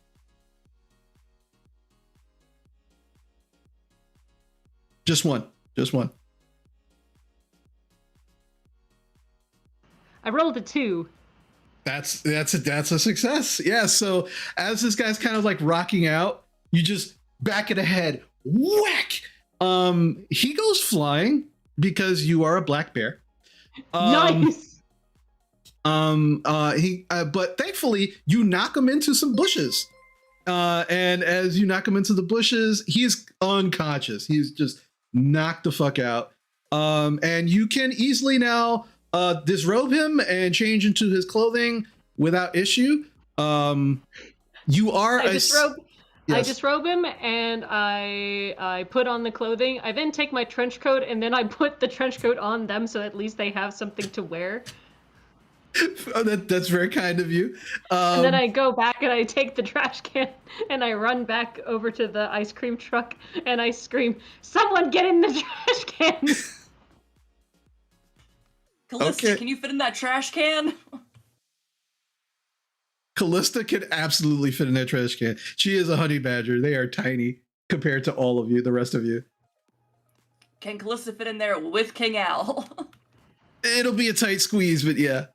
I'm not moving from where I am, so unless Callista can drag me into that trash can. Oh my god, just get in the trash can, you Yeah, fool. at this point, I'm just like, all right, Your Highness, and I just pick him up and just boom, Yeah. drop him in the trash can, and then I put out my arm for Callista to climb in more comfortably. Well, we gotta keep moving here. I do so, and then I get in the trash can, and I'll stand on King Al's shoulders, but just like peeking out a little bit, like. Okay. Buttercup, what are you doing? Well, before I begin going with the group, I am gonna nose around at the guy to see if he had any food with him. Okay. Yeah, he had like a candy bar in his pocket, which is now in Beef's pocket. Perfect. Oh, hey.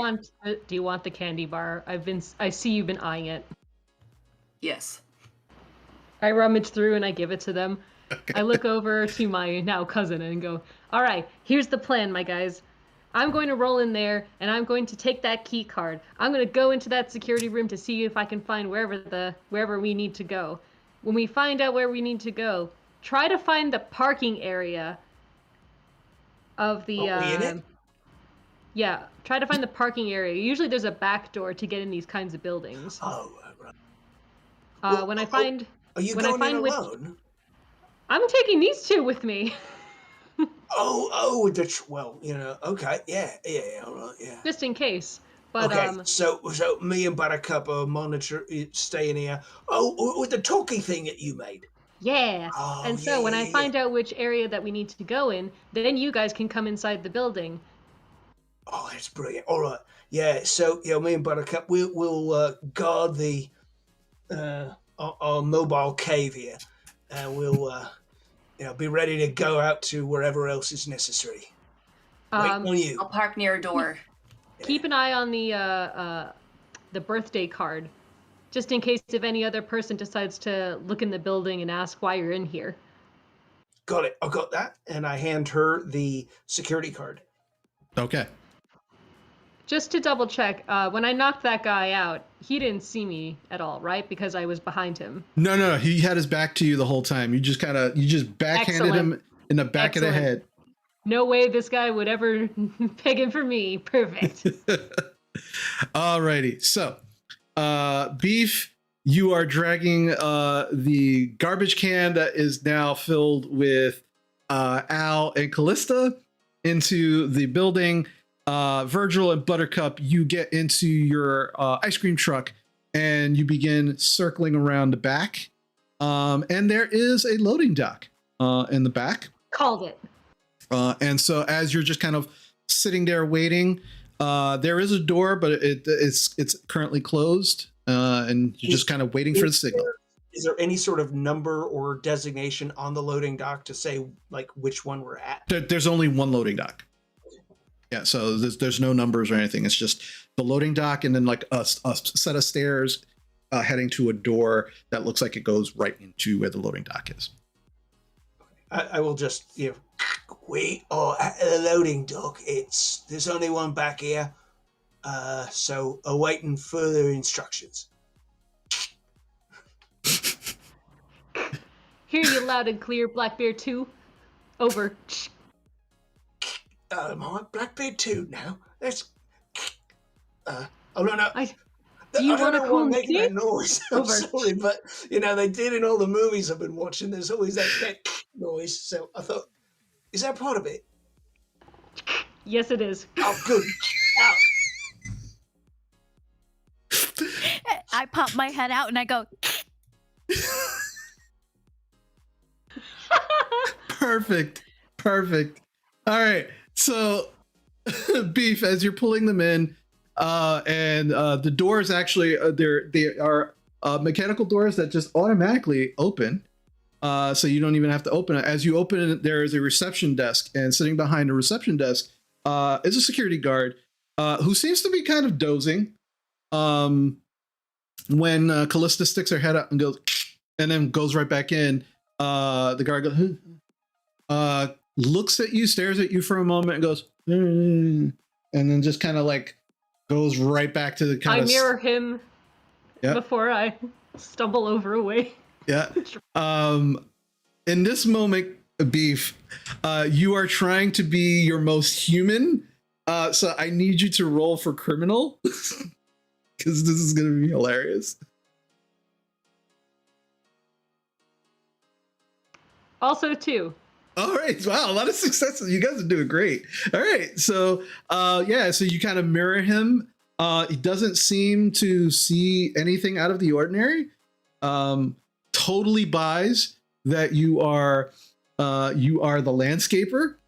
Never mind that you are bursting in this jumpsuit. I just have rippling muscles here. Yeah, it is just it is fur tight on you. And the bits of fur come just kind of poking out of everywhere, but he's oblivious. He's taking a nap. He's fine. And you kind of walk past the reception desk, and as you do, you are now in a long hallway, and you can see a number of doors. All of these doors, it's very clinical in here. It looks very much like what you would assume a lab looks like. White walls. The doors are metal. There are glass, like square glass cutouts on each of the doors. And you can also see elevators down towards the end of this hallway. You know this because of the lights that just ding, they go on. You remember one of the zoos that you were in had elevators. But you can see all of these doors. And as you look inside through even the first door, you can see that inside this room, it looks like an office and there's a computer. And as you look in the room across the way, same thing. It's another office with a computer. And as you check the doors, none of the doors are locked. Because this area seems very clinical, am I going to assume that there is a directory? Because normally these sort of labs have little markers that tell you this way to this room, this way to the break room, this way to da-da-da-da-da. You have not come across that just yet. Rats. It's almost Okay. as, everybody knows where everything is in this place, so it's not readily available. But you would assume that there's something like that, but you just haven't found it yet. Okay, so I go down the hallway, and as I start to notice that there are computers, I then do a humph and decide, fine, I'm going to go. I open the trash can slightly to look in to see the king and this beautiful little honey badger, and I just go, all right, here's what I'm going to do. I'm going to go into one of these computers just to check very quickly if I can find just maybe where the security room is from there. But if not, we're going to go in the elevators. Last time, one of my zoos had one of these fangled contraptions, so maybe we could check out the other floors. If you can't find where it is on the computer, go to whatever floor has a star next to it. Why a star? They tend to list everything at the front of those. Okay. I close the trash lid and I leave it out. I take the broom and pretend like I'm sweeping the area as I make my way over to the computer. And with my long claw, I just give it a little. All right. So as you get to the computer, you can see next to the computer, as you hit it with your claw, nothing happens. And then you can see next to the computer is a little box. And there's a picture on the box of a red key card. I snag the key card. Okay, and you put it in the box. Yes. As you do, bing, the computer screen goes on. Ho ho. Lovely. Okay, so I rummage through the computer just a little bit. I'm just clicking just at random things here and there on the home screen just to see just maybe if there's like a map or a directory on the. Okay. I need you to roll for hacker. So that's 2d6. Take the lowest. This is your criminal. I roll a 3 on both, actually.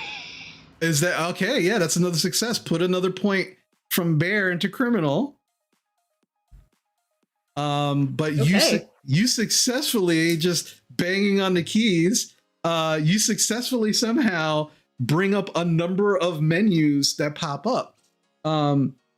And you've been reading like children's books since you were in the circus. So you have a general understanding of the human language, even though it's a little weird and some words are more difficult than others. But you can see that you are being referred to as Officer Holden. Apparently that's who the security guard is.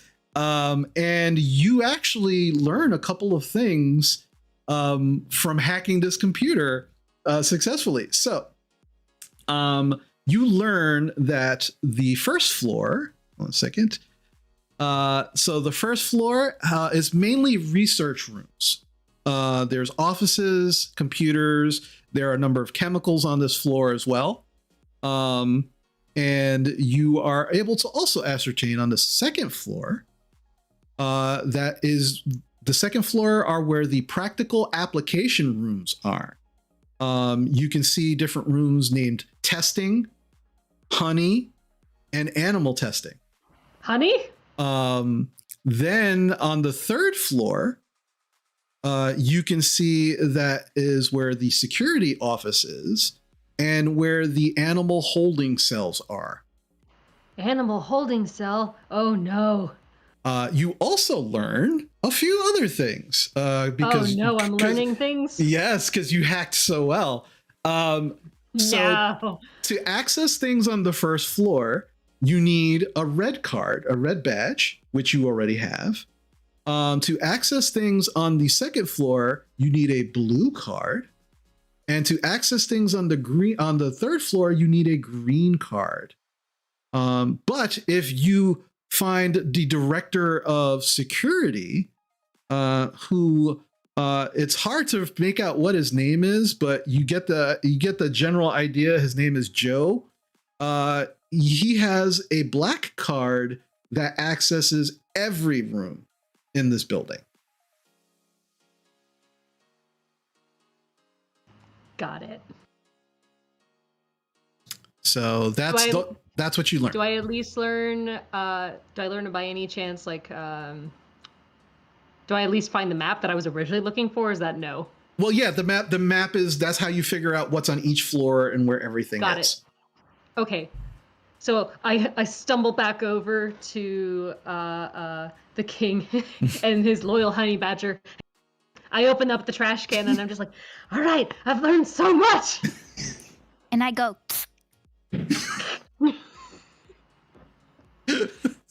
I take out the walkie-talkie so I can clue in the others. Okay. Okay, listen, I have discovered something. What'd you discover? Where'd you go? Okay, so here's the thing, is that I believe that the honey is located on the second floor. Here's the thing. We could either do the hard route, which I think we shouldn't do, which is we need to find 3 key cards that are 3 different colors in order to access each of the floors. However, we could get 1 key card instead. A black key card that's run by the head security officer that's in the front desk. His name is Joe. Are you sure the head of security is the guy at the front desk, or? Oh. Was it the front desk? No, you're not sure. You just have his name. You're not sure where he is or who he is. Oh. We just need to find a guy named Joe, who is apparently either head of security or something, but he has a black key card, and if we get that black key card, we'll have access to all of the floors. I think besides though, that there's a honey here. They are holding other animals, and we must free them. Whatever, as long as those other animals, like, kiss my ring and stuff. Who did they say's birthday it was out front? You remember him John? saying John. John? Oh, that's too close to Joe. I kept thinking Joe in my head. Dang. But, here's what I'm going to do. I'm going to use my map knowledge to go down to where the single opening is for, the escape car. The loading dock? Yeah. Loading dock. I'm gonna go to the loading dock and prop the loading dock door slightly open, slightly ajar, with our trash can. Okay. Wait, I have an idea. You have an idea? Please tell us. All right. Is there like a cafeteria in that map somewhere? Yes, there is, I think. It's on the second floor.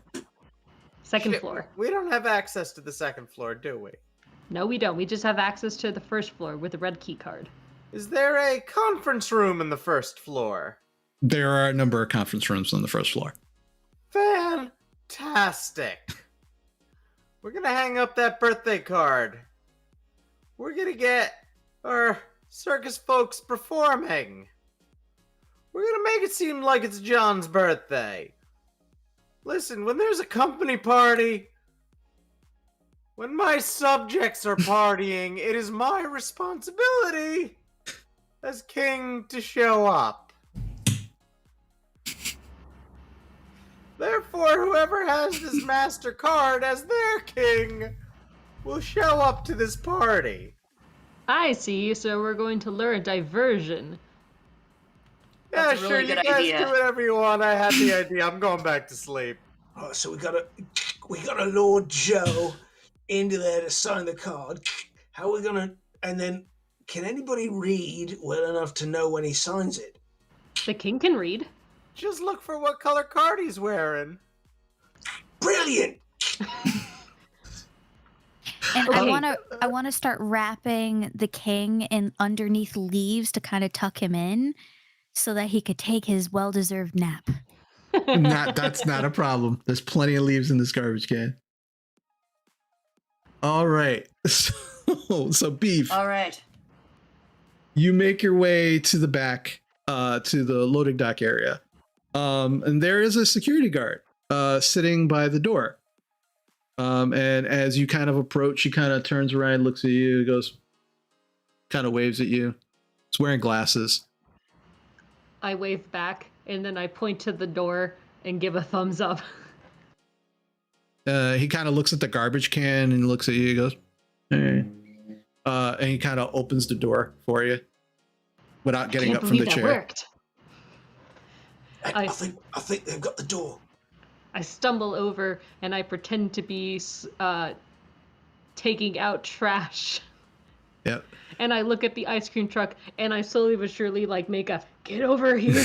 Okay. Yeah. So I get the truck as I guess. Well, I'm sorry, I'm not driving. My mistake.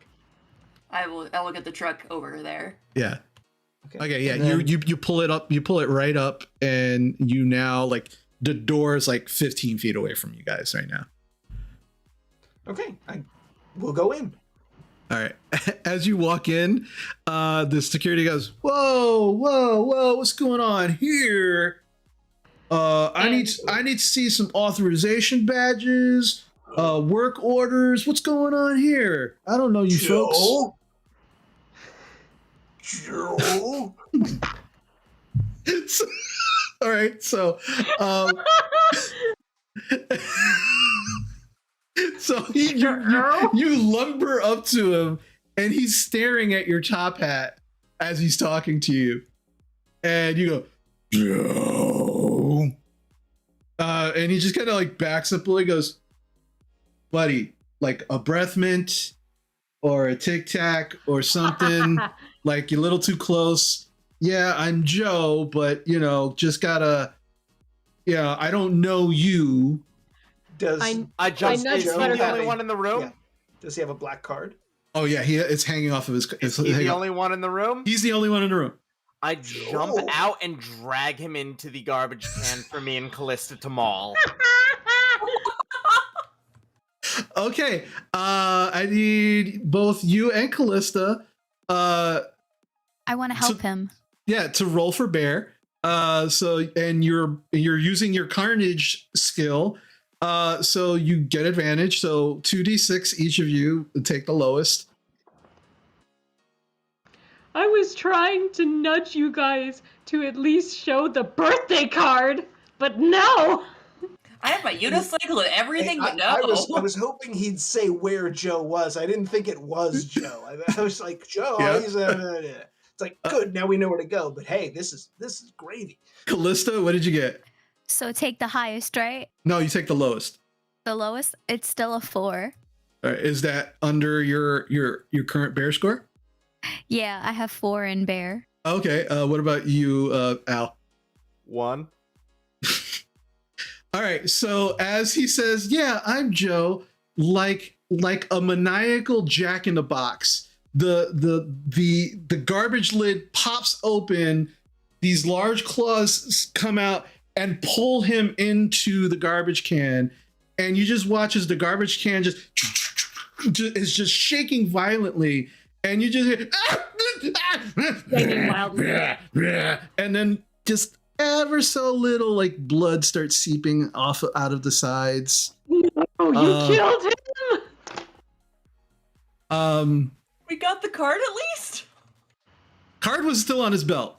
Yeah, We're I knock on the lid of the can. It's like, you got that card in there? I pop out with a piece of his clothing and I go, I open the lid fully to see. I'm like, please tell me you have the card. Card's still on his belt. It's a little bloody, but I it's grab the belt, and then I look to the king, and I go, "This is your fault. You dispose of this." I start In the eating. trash can. No! I offer you guys a piece. Absolutely not! okay. So We're not murderers! We're No, we- bears. so that happened. But you now have access to every room in the building with this key card. Where would you? I meekly look to these two, and I just go, "Please get out of the garbage can, so at least we can take out the trash." I have a straw at the bottom of the can at this point, trying to suck up what's left. I move a point to bear, right? Yeah, your success. You move it to bear. Move a point to bear. Did we just inadvertently frame that poor man that we knocked out for murder? Absolutely. problem. I don't know. That's a human thing. But we should dump this because it is going to smell. I mean, even humans, they got crappy noses, but they're going to notice, when they get opened up. Yeah. That's a human, let's that's a get human rid of problem. this. That's great. All right, so Callista and Al climb out of the garbage can, covered in blood. Is his uniform completely bloodied? Can we use his uniform? It's ripped. It's ripped up. Part of it's hanging out of my mouth. Yeah, Never mind. it's yeah. But you look around and it doesn't seem like anybody has heard anything or noticed anything at the moment. So, there's actually a couple of garbage cans, similar garbage cans that are against the wall, right across from you. So it would be easy enough to just kind of shove it in with those other garbage cans and just kind of leave it there. I immediately take the trash can and I just shove it there. Okay. So now that you have this key card, where would you like to progress to? Which We can floor? either go to the second floor where the honey is, or we can go to the third floor that has, I think, the animals. Yeah, it's the security office and the animal holding. Yep. Do you want to go to the security holding it where the animals are, or do we just go for the honey? Well, I mean, we're here for the honey, but the animals have been here a bit. Maybe they've got some inside information for us. We can also release the other animals to create a distraction for us to be able to That's go brilliant. into the honey. Oh, yeah. Mm-hmm. Yes, that's a great idea. Great idea, yeah. Very Just what I well. was thinking. As my knights of the round, your king, Alimonius Quadramino Alamo, whatever, we get it. Stramelli, the 18th approves of your mission. Alamo Stromboli, got it. All right. So you're all making your way up to the third floor? Yes, Yes. we go to the elevator, Okay. and I take my claw, I click it, and with the key card to gain access. Oh yeah. At this point, I'm carrying King Al on my back since we don't have the trash can anymore. Okay. So as you swipe your key card and hit the button, the elevator doors do open. You all get into this elevator, which does groan a little under the weight of Perfect. 3 large bears and 2 small honey badgers. But it does take you to the third floor. Ding And dong. as yes, ding dong. And as the elevator doors open on the third floor, your bear senses immediately get hit with the smell of blood. And it's not the blood that's on Callista and Al. It is definitely coming from somewhere on this floor. Something smells like the fucking is about. All right, Yeah. this sounds like it's going to be trouble. So, grizzly bear in front. Yes. Well, I will point out, Your Highness, that you and Callista now smell like you blend in. So maybe you kind of Yes, take put point us in of the it. center of the group so our scent covers the rest of you and so that we're evenly protected. What is this? A bloody force shield? Force field? Sorry. I'm definitely in the front though. Oh yeah, she's All right. she's looking to have a go for sure. Perfect. All right. And I do have the unicycle, by the way. Yeah, you were holding it the whole time. So as you begin to make your way to what seems to be these large double doors that lead into the rest of this third floor, that is where we're going to take our break. We will be back shortly. Thank you for sticking with us for this crazy ride that is not over yet. Once we come back from break, we will see what happens going forward. There's already been a mauling.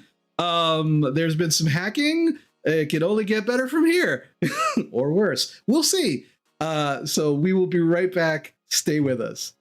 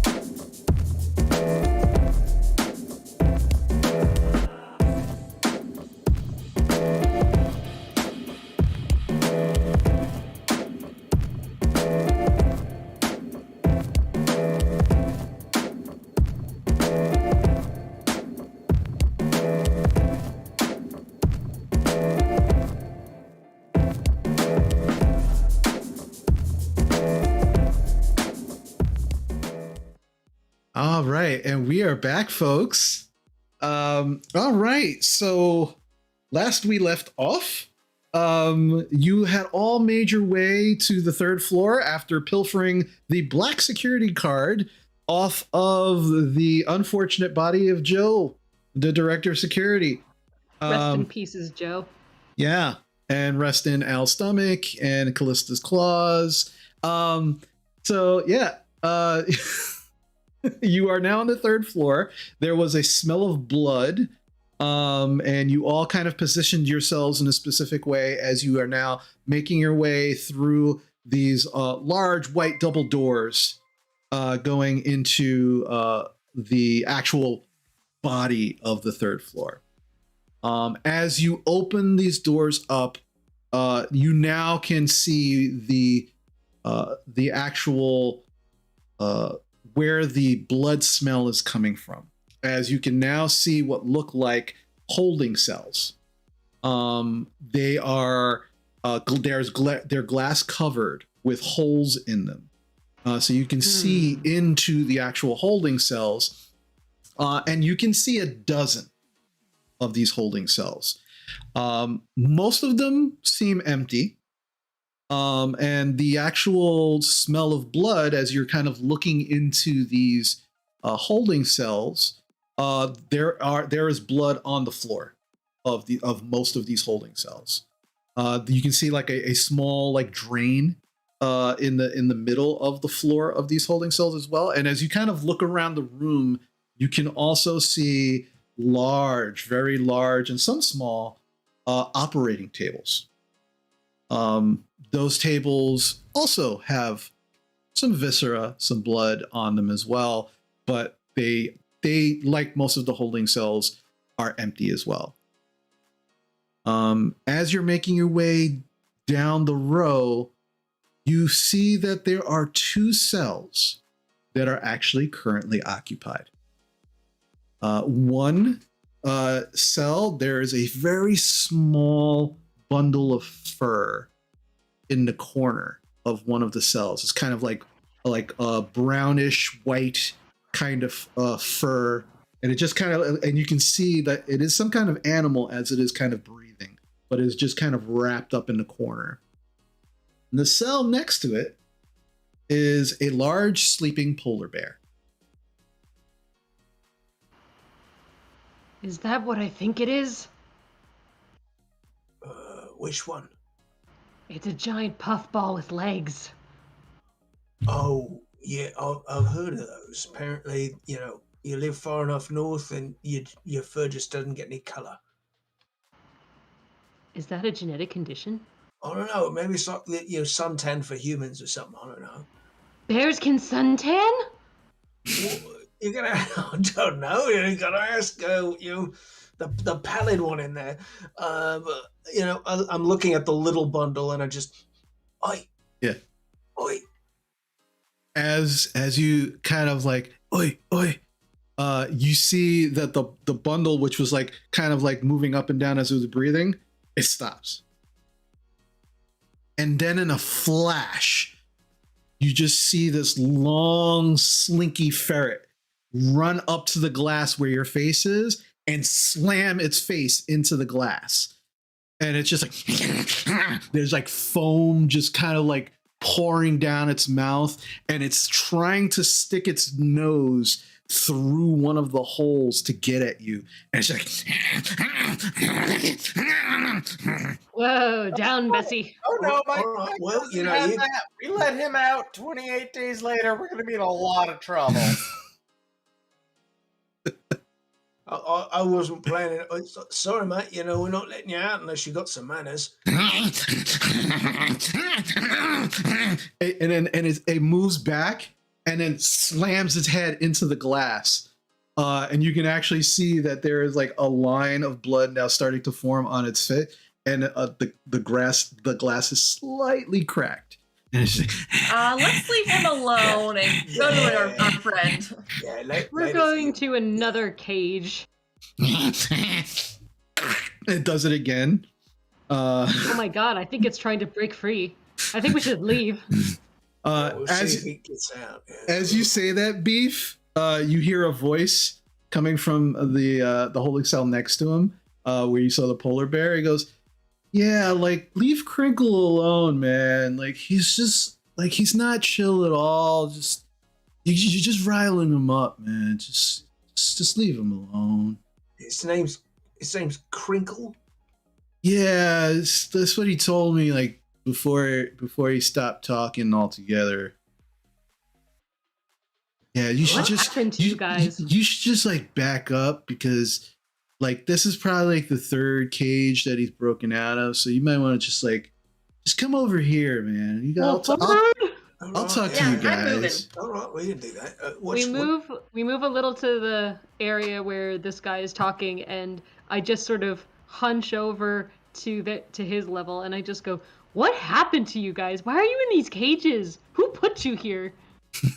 So he's just got. So as you move over, you kind of hear the ferret just like begin to kind of calm now that you're out of his visual range. And as you move over to the other holding cell, like the polar bear is just kind of like laying there. He's just kind of got his hands behind his head. He's just kind of like sitting, halfway laying there. He's like, "Oh man, so are you like the new guys?" Well, No, not really. No. We're not new guys. no. What you in for, mate? What you in for? Oh wow, that's a long story, man. But yeah, because you're like on the other side. I've never seen bears on the other side. Wow, that's trippy, man. That's cool. But yeah, again, my guy, why are you in here? oh, I'm so sorry. I don't mean to be like rude. Like, hi, I'm Jeff. It's nice to meet you guys, man. Hello, Jeff. Hi, Jeff. I'm Beef. Beef, Hello, Jeff. Kiss the ring through the glass. you got a ring, man? Don't worry about his Royal Highness. He's got a few. Oh, royalty. Oh, sorry, man. And he begins to kind of like just like wipe off non-existent crumbs off of him. And he's like, "I'm so sorry, Your Highness. It's like it is a pleasure to be in your royalness, sir." And he just kind of like curtsies the best that he can. I'm Buttercup. Nice to meet you. Nice to meet you, Buttercup. That's an amazing name. I like that name. That's The really humans cool. gave it to me. It's not a great name. I'm so sorry. I didn't mean to upset or trigger you in any such way. Like I was just trying to be friendly. You're fine. I understand. Okay. All right. I press my face like just flat against the glass and I'm like, "I'm Callista." He presses his face up to you. He goes, "It is nice to meet you, Callista. This is your greeting, I guess. So yeah, I will reciprocate. Nice to Thank meet you. Yeah.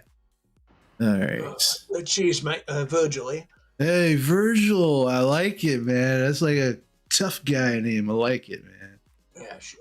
Yeah, sure. All right. Yeah. So yeah, like I've been here for a while, man. They test me and do tests on me and stuff, and same thing with Laughing Boy next door, Crinkle, man. Like, it's just they do stuff to us and they test out stuff, and What do they test you for? Oh no, like they'd run tests on me after I eat like a bunch of honey and stuff and see how like it affects me, and like they do that. Yeah, they do that with other animals too. What does the honey do, by the way? Oh well, they got like different types of honey in this place, man. It's like They do? yeah. Like my favorite. He kind of like looks to the back. Says, my favorite is the silver honey. Like, oh man, if you can get me, I haven't had any silver honey in like 3 days. Like, if you could go downstairs and get me some, that would be like terrific, man. You would be my best friends. And yeah, I could give you the 411 on this place, man. I tell you like anything you need to know. So where's this silver honey from? Is it space? No, man. There's no such thing as space honey. What are you talking about, man? No, Space honey exists. it does. Totally does, and I have the proof to back it up, but that's later. I don't have my charts. Oh, okay. Because I heard that was no such thing, but no, the silver honey's downstairs, man. Like they've got like Oh well, right this week they've been testing out like the 3 different ones. Like so, there's the red honey, the blue honey, and the silver honey. They've been feeding me mostly the silver honey, man. That shit is Yes, and what have they been primo. feeding your psycho apocalypse friend over there? Oh, I don't even know, man. Like, My guess is the red. I guess. Like, look, all I know is Probably shouldn't just get red or blue. We should probably just go grab the silver. they just keep shoving honey in different animals' mouths, and then they test them. You know. And How many of you are there? Oh, there used to be a lot more of us. I think there's only 2 now. It's just me and Crinkle. Oh no. All right, friends, I think I know what's going on here. What's going on here, Chief? What's going on, Your Royalness? Maybe we should scoot away from Shaggy over here. Jeff. Zoinks, right. Anyway. We stumble away from him for a bit and do a group Oh. huddle. Oh, secret meeting. That's cool. No problem. I'm just gonna go back to chilling. It's all good. All right, Bear Pile over here. Yeah, bear pile. Bear pile. Okay. Here's what I'm thinking. I'm thinking whoever was on the screen is that, like, faceless panda dude we're supposed to worry about. I think we were lured here as the next group of test subjects with the promises of special honey. Turns out the special honey is here, but we're expected to stay. Well, I don't know about that. That two-timing son of a gun. Well, or maybe. Look, I think, maybe Beef should hack in a bit more to find out, where this... Hey, Jeff, you seen any weird pandas in here? No, like, damn, last time I saw a panda in this place was just like, that was maybe like a year ago, man. Yeah. Like, there was this like weird, like, oh man, I don't even know why they did it, but they like glued like a bunch of like bamboo to his face. I don't know what kind of test that was, but then the other pandas just kind of just ripped at his face and stuff, and just like, this is, it was like horrific, man. Like that was the last time. I think that was the last time they had pandas in here, man. Just, Right. Pandas are crazy, man. That sounds like the guy we're supposed to worry about. Yeah, I think that's with a mask on. All right, if my idea is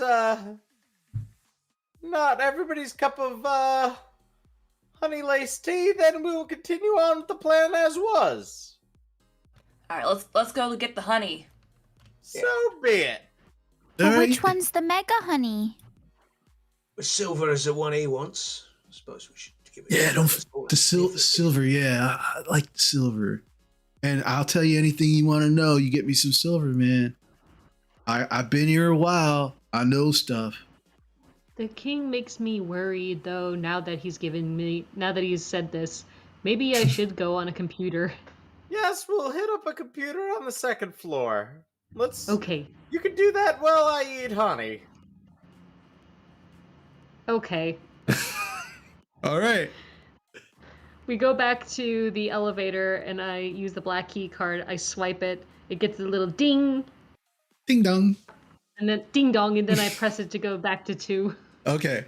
As the elevator doors open to the 2nd floor, you see similar double doors in front of you, like you just saw on the 3rd floor, but there is the immense floral smell of honey that just permeates this whole floor. And as you open up the double doors and walk into this room, it is similar in the sense that it is a very clinical looking room. However, there are 3 large towers. And each of these towers, as you're kind of like sniffing and looking, very much these are hives. However, you don't see any bees, you don't hear any buzzing, and there seems to be some kind of drip at the bottom of these hives, and that are collecting into these large, clear, like jars. And as you smell, clearly they're all honey, but one has a red tinge to it, one has a blue tinge to it, and one clearly has a silver tinge to it. And there are a number of computers in this room as well. I have drool literally just like flowing out of my mouth, and Okay. my eyes are like wide. Okay. Yeah. Oh, we've hit the mother load, ain't we? I'm just gonna go sniff it. I'm just gonna go sniff. All right. As you approach Buttercup, your face hits something hard, and you realize that all of these towers are in glass locked boxes.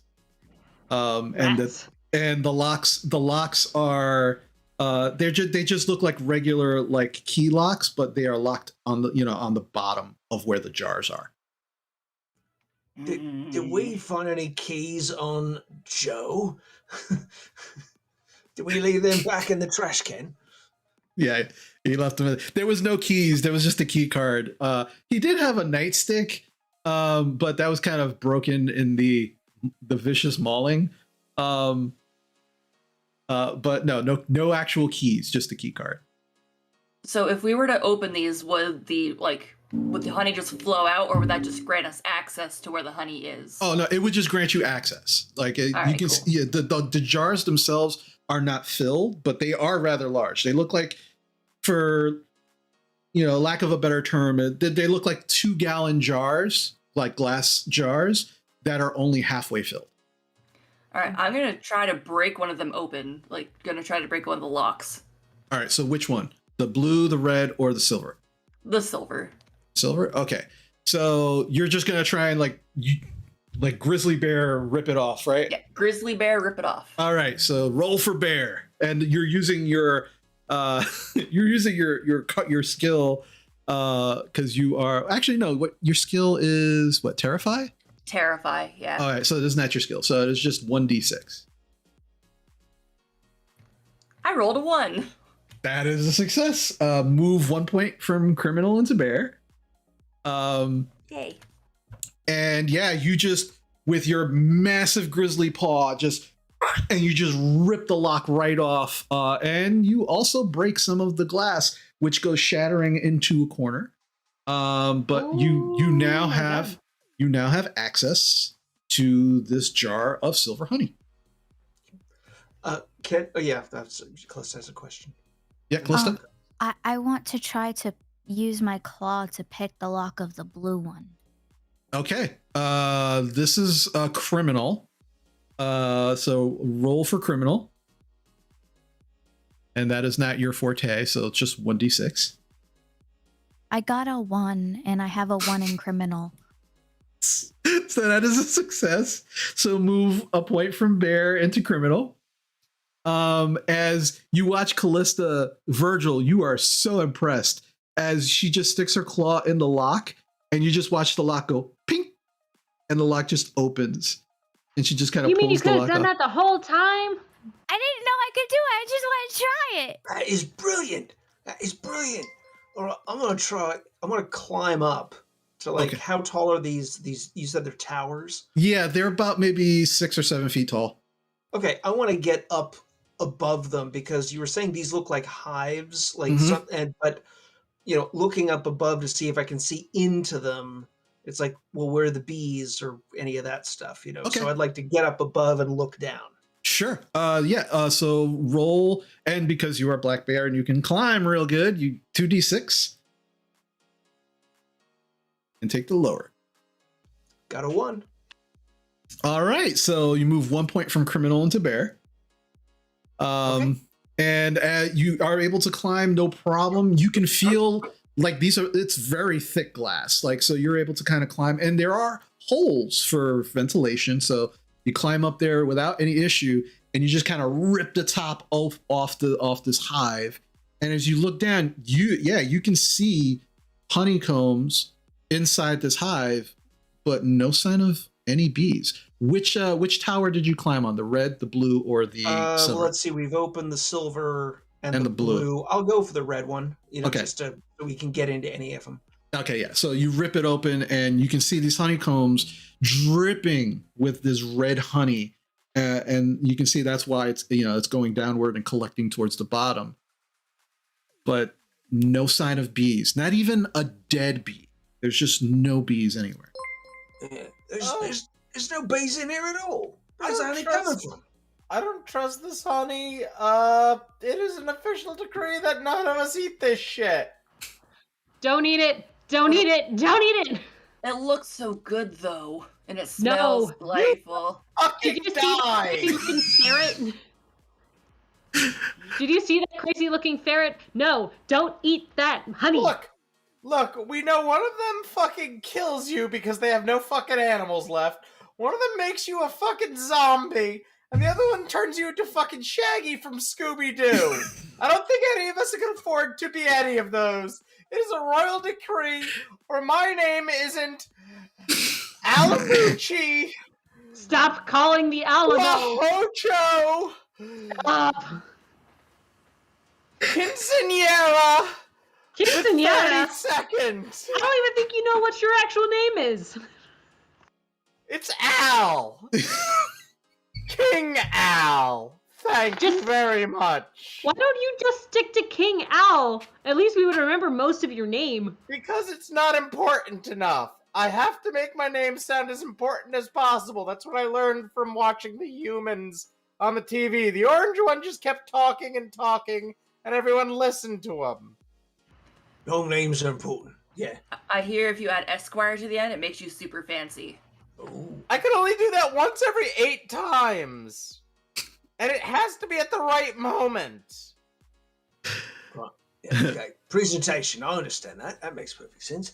All right. Well, I will look around for some sort of container because I'm going to collect some of this. Mhm. Or if I've gotten the top off of the can I shimmy down inside the tower and like kind of open from the inside to get out of this? No, there's no room for you to shimmy, but you could easily like grab one of the honeycombs that you're seeing and just kind of pull it out if you want. Okay, yeah, just Yep. and I will come back down. All right.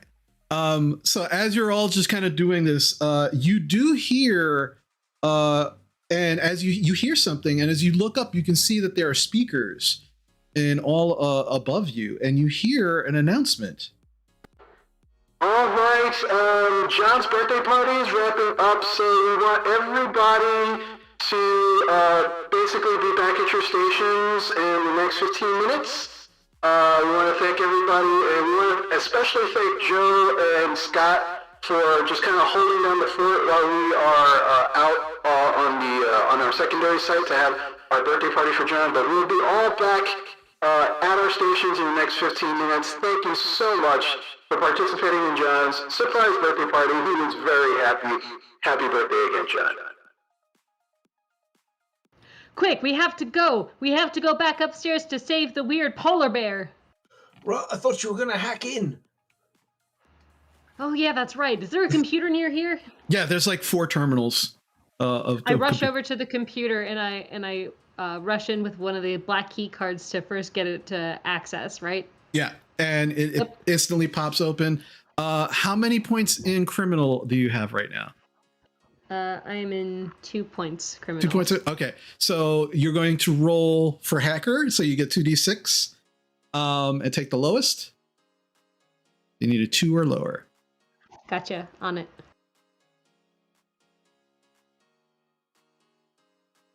I got a 1. Damn! All right, success. That's great. Which is really great because I had a 5 in the other one. So yeah, so now you're gonna take 1 point from Bear. You're gonna put it into criminal. So now you're at 3. And now, so as you're hacking in and you're just like with your claws, a whole bunch of things pop up, menus pop up, and you see that there are menus specifically about these hives. And as you're looking at them, let me pull up my notes real quick. As you're looking at them, you essentially see these look like results, test results. And the gist that you're able to get is that there are a couple of doctors who work on this floor, but the red honey causes excessive hair growth in any animal that eats it. The blue honey cures exposure to the red honey, but if it's taken alone, it turns all fur blue. And the silver honey causes paranoid delusions for an hour. Oh no! So one causes excessive hair growth. The red one causes excessive hair growth. Yep. The blue one counters the excessive hair growth. Right. But if it's taken by itself, it turns fur blue. It turns fur blue. Yeah. Unfortunately, guys, if you take the silver honey, it kind of makes you hallucinate and trip balls. That's exactly what I said. Everything verbatim. Well, You need therapy. that doesn't sound too bad. You know, maybe not when we're on the job and all, but you know, a bit of recreational, you know. I want to lick the blue one. Do you want to have blue fur? Do you lick the blue one? Yes. Okay, so while everybody's just watching and you say, I want to lick the blue one, before anybody can say anything, you lick the blue one. It's real good. Oh, this is really tasty. Kind of tastes like blueberries. You don't. Oh.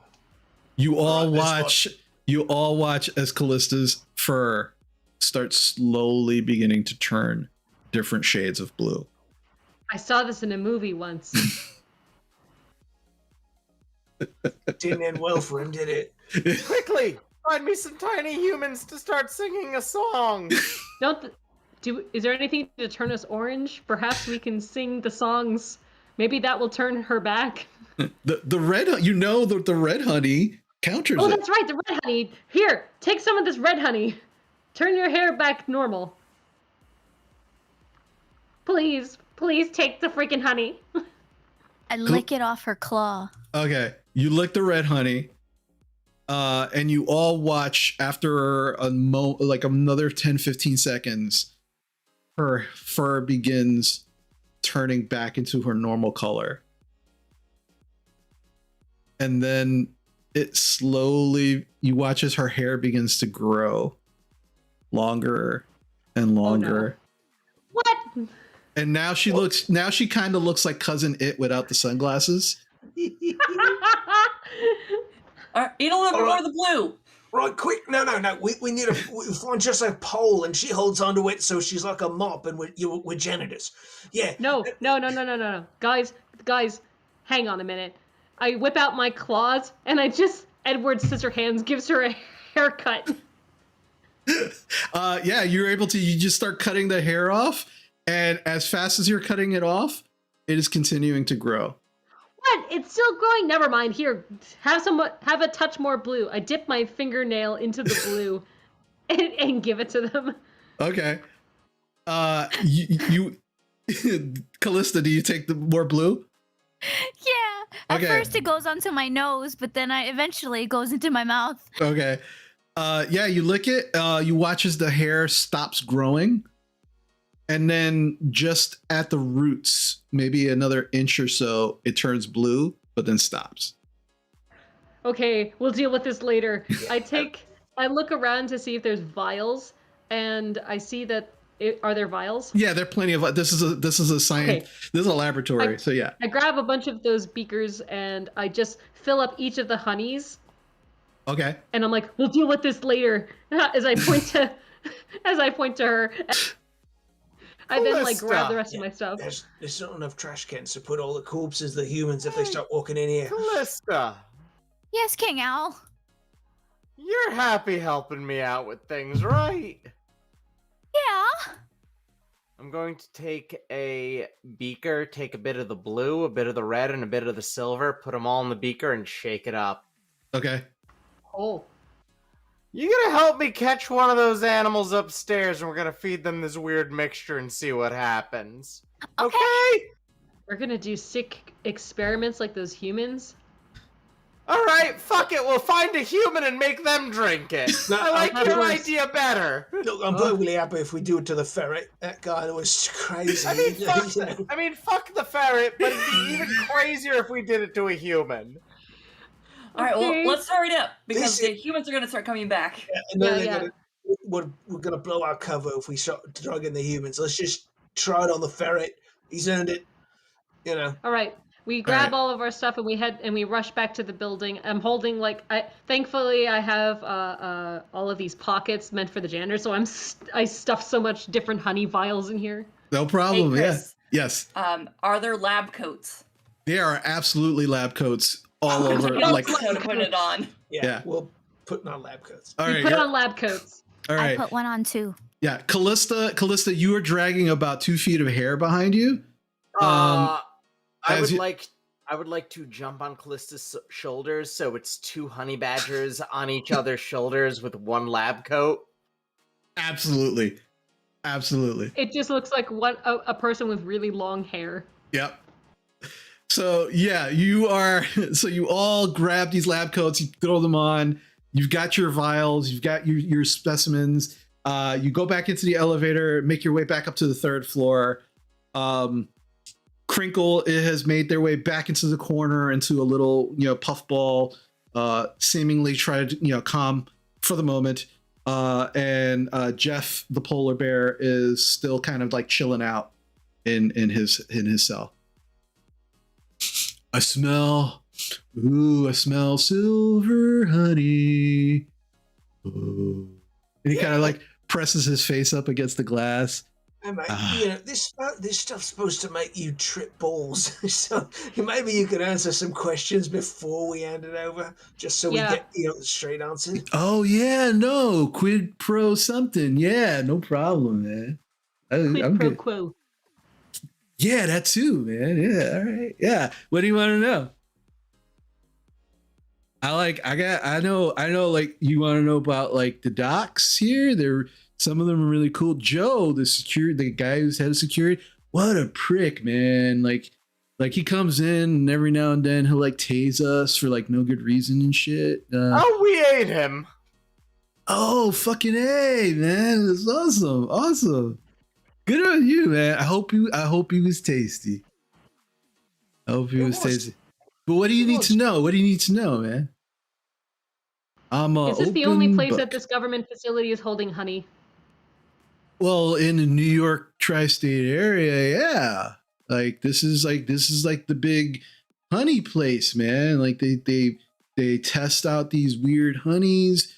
Like they get it like from this weird source. I don't know where the source is from, but the rumor is it's like Royal Hive, right? So, but then they bring the honey here, and then they just add a bunch of chemicals and shit to it, and like then they test it out on a bunch of us animals, and like yeah. So there's a place to get. So they get their honey from a source. Yeah, it was supposed to be coming here, but like they got all upset like a few days ago because apparently the convoy got hit or something. Like they talk a lot of shit. Like I can't understand them. They don't know how smart we are, So yeah, they were all pissed off because like the source was gone. Oh no, what do we do? I was like, just give me my silver honey. I don't give a shit. But yeah, it was supposed to be here. Joe was talking a lot of shit because he was all happy that he was the guy who put the lock on the vault or something. And Where's the vault? Oh no, apparently the vault for the hive that they were bringing. But like he was like all like he got the password in his office. Where is it? I don't know, but like the password to the vault is in his office. It's right All right, there. we're going to his office. Bye. Can I get my silver honey? Yeah, there you go. Yeah, we'll give you the silver. As we make our way, He walks up to the glass and he pushes it open. And he takes the honey from you, and then he pulls the glass back. Thanks, You know, man. just your time. Yeah, but why would I go, man? They just give me honey. You ferret buddy sober yet? Oh no, don't fuck with Crinkle, man. Like that's him. That's him. That's who he is now. That's his life right now. And I feel fuck Crinkle. I'm gonna give this shit to a human then. all right. What? Yeah. I thought we were gonna give this to the ferret. Yeah, I still want We to. were, but he's a fucking prick that I don't want to fucking deal with. Do you want me to fucking kill him, or do you want me to feed somebody honey? Because Wow. if I get in a room with the fucking ferret, I'm gonna show him who's boss. I'm a big man who's important. Whoa, slow down there, Johannes. You tell him, King Al. Jeff is like paw deep into this honey as he kind of looks and he goes, wow, you sound a lot like Horatio, man. Like, you all right? Who's Horatio? Oh, the panda guy with like the bamboo stuck to his face got fucked up, man. Like, you sound all crazy like he does, man. He calls himself the Terror now. It's like a real prick, man. Where is he? Oh, he's like holed up in the Central Park Zoo, man. Well, we just solved like everything in like the last 5 minutes. Well, we know where to go next. Let's just give this damn ferret this stuff and see what happens, and then make a run for it. Oh, no, because we gotta go to fucking Joe's office. So Right, Beef you go can to do Joe. their thing. You go to Joe's office. I'll watch the door for humans, and I'm gonna feed this ferret this stuff. Just see. All right, let me know what happens. Oh Beef. yeah. Beef, Godspeed. we'll escort you to your office where you can do what you need to do. And Okay. Beef, I know you need this more than anyone. Just remember, I'm proud of you. What the fuck?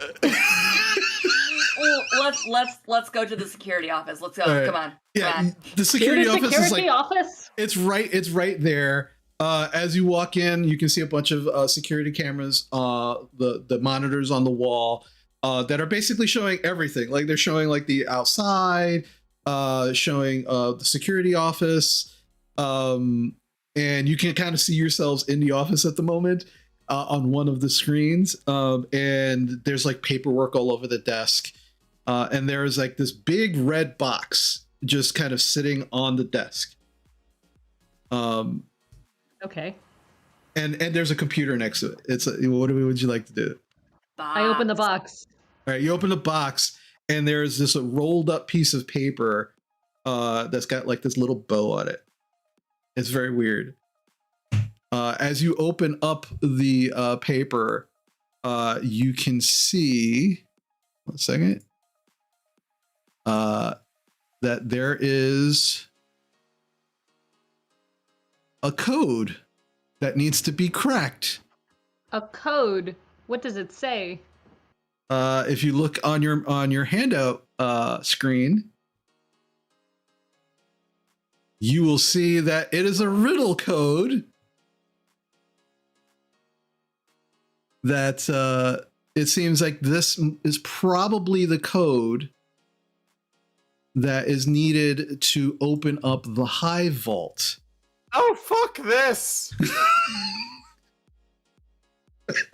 I hate There's the these. brains. As you open this paper, there is the slightest amount of silver honey on the edge of the paper, and a little white fur, as if possibly Jeff has seen this code. Jeff has seen this code. This bastard. I grab the piece of paper and I run quickly back to where Jeff is. Okay. And I go to him and I say, and I shove the paper against the glass and I said, "Can you please tell me what this code is?" They're all over the walls, man. Too late. Yeah, including the code. Now tell me the code. Okay, so you're trying to intimidate a polar bear who is tripping balls. That is a criminal thing and not a bear thing. So I need you to roll for criminal right now. Fine. I am feeding Crinkle the other honey. I've like put it in a tray. It's like chow time. And I'm just, The red stuff. no, the swirled up red, blue, Oh and silver. shit. Like, Okay. Just I'm. I have a 2. For Two. somebody- Wow. just needs to know. All right, so Beef, as you do this, Jeff is tripping balls. He's just staring at things in his cage that are not there. And he just kind of like blinks for a moment. He just looks at you, he goes, oh shit, the fucking code, man. Yes, the code, man. Now tell me the code. Oh, the code is the code, man. Oh. 5 is the first number. What's next? Yeah, there's the first number, and there's the second number, and then the third and the fourth, man. Tubular, man. Now tell me the code. Oh shit. I can only remember the last 3 and 4, man. I remember 3 and 4. It's 41. It's 4 and 1.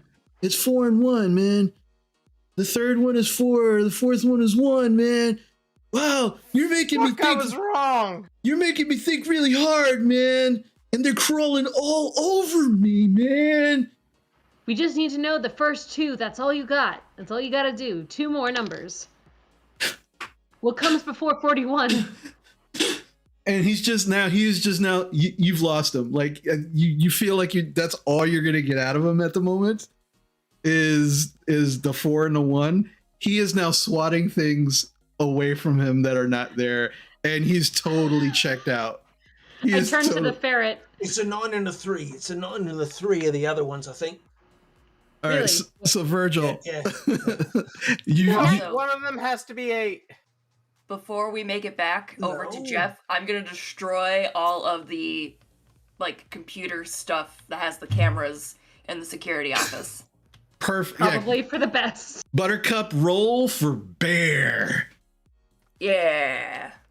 And this is your Destroy. to destroy all of this shit.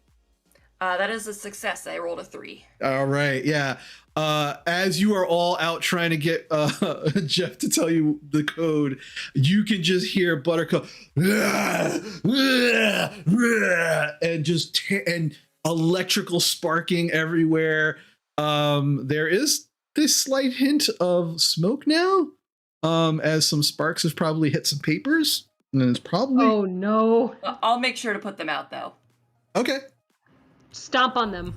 I'm like Smokey the Bear. I'm aware of forest fires. Perfect. So Virgil, you've fed the mixture to to Crinkle. Fucking and- crazy ferret. Crinkle bolts towards the glass, smacking against it again. Looks down, sees the mixture, and just tears into it. Here's you, Beef, trying to squeeze the code out of Virgil. And as Crinkle finishes the last of it, and you're desperately saying, "What are the first 2 numbers, Jeff?" You hear Crinkle go, "Oh, the first 2 is the first one is 3, and the second one is 8. Humans don't shut the fuck up about it. Take the code and please go. You are disturbing my beauty sleep." Right. Thank you. You motherfucker, I was between 9 and 3. Fuck you. Fuck you. And just continues to bash his skull into the glass. Yeah, Okay, what were the numbers entirely? It was 8, 3, 3, 8, 4, 1. 3841. 3, 8, Yeah. 4, 1. Okay, so so 3, I run back. 8, 4, 1. I run You back to the computer. motherfucker. I run back to the computer and I type in 3814. No. 3841. Sorry. There's no computer left because Buttercup has destroyed the shit out of it. No! This is the passcode for the actual vault itself. Yeah, it's for the vault, which you do not have. Oh, thank God. We can go to Central Park or some fucking zoo in. It was Central Park Zoo, right? Yeah. Yeah, we can go to Central Park Zoo and beat the shit out of Panda Lord and get the vault for ourselves. Quick, to the ice cream truck. Alright, so the vault is not here, correct? No, the vault is not there. Alright, cool. You did not find the vault. No. All right. Ice so- cream truck. All right. So So, I- you all begin making your way, bear style, to the elevator. You swipe your card, ding dong, you get in, you make your way down to the first floor. As you are turning the corner to go to the loading dock, you are now starting to see a bunch of scientists and lab coats coming in through the front. There's a bunch of scientists. Oh no! We're all in lab coats, though. Yeah, so you're all scientists. Yeah, so you're Very kind of burly scientists and one long-haired scientist. You make your way past the garbage cans, one of which has a very grisly surprise for the garbage man. And you make your way out of the door into the into the ice cream truck, and you begin to make the trek to the Central Park Zoo, which happens to be part of the map. You have a map of the 5 boroughs, so you are able to actually use the map and make your way Excellent. We love a good map. Yes. As you are driving to make your way to the Central Park Zoo, Beef, you begin hearing a beep coming from the freezer. I waddle over to the freezer and I smack it.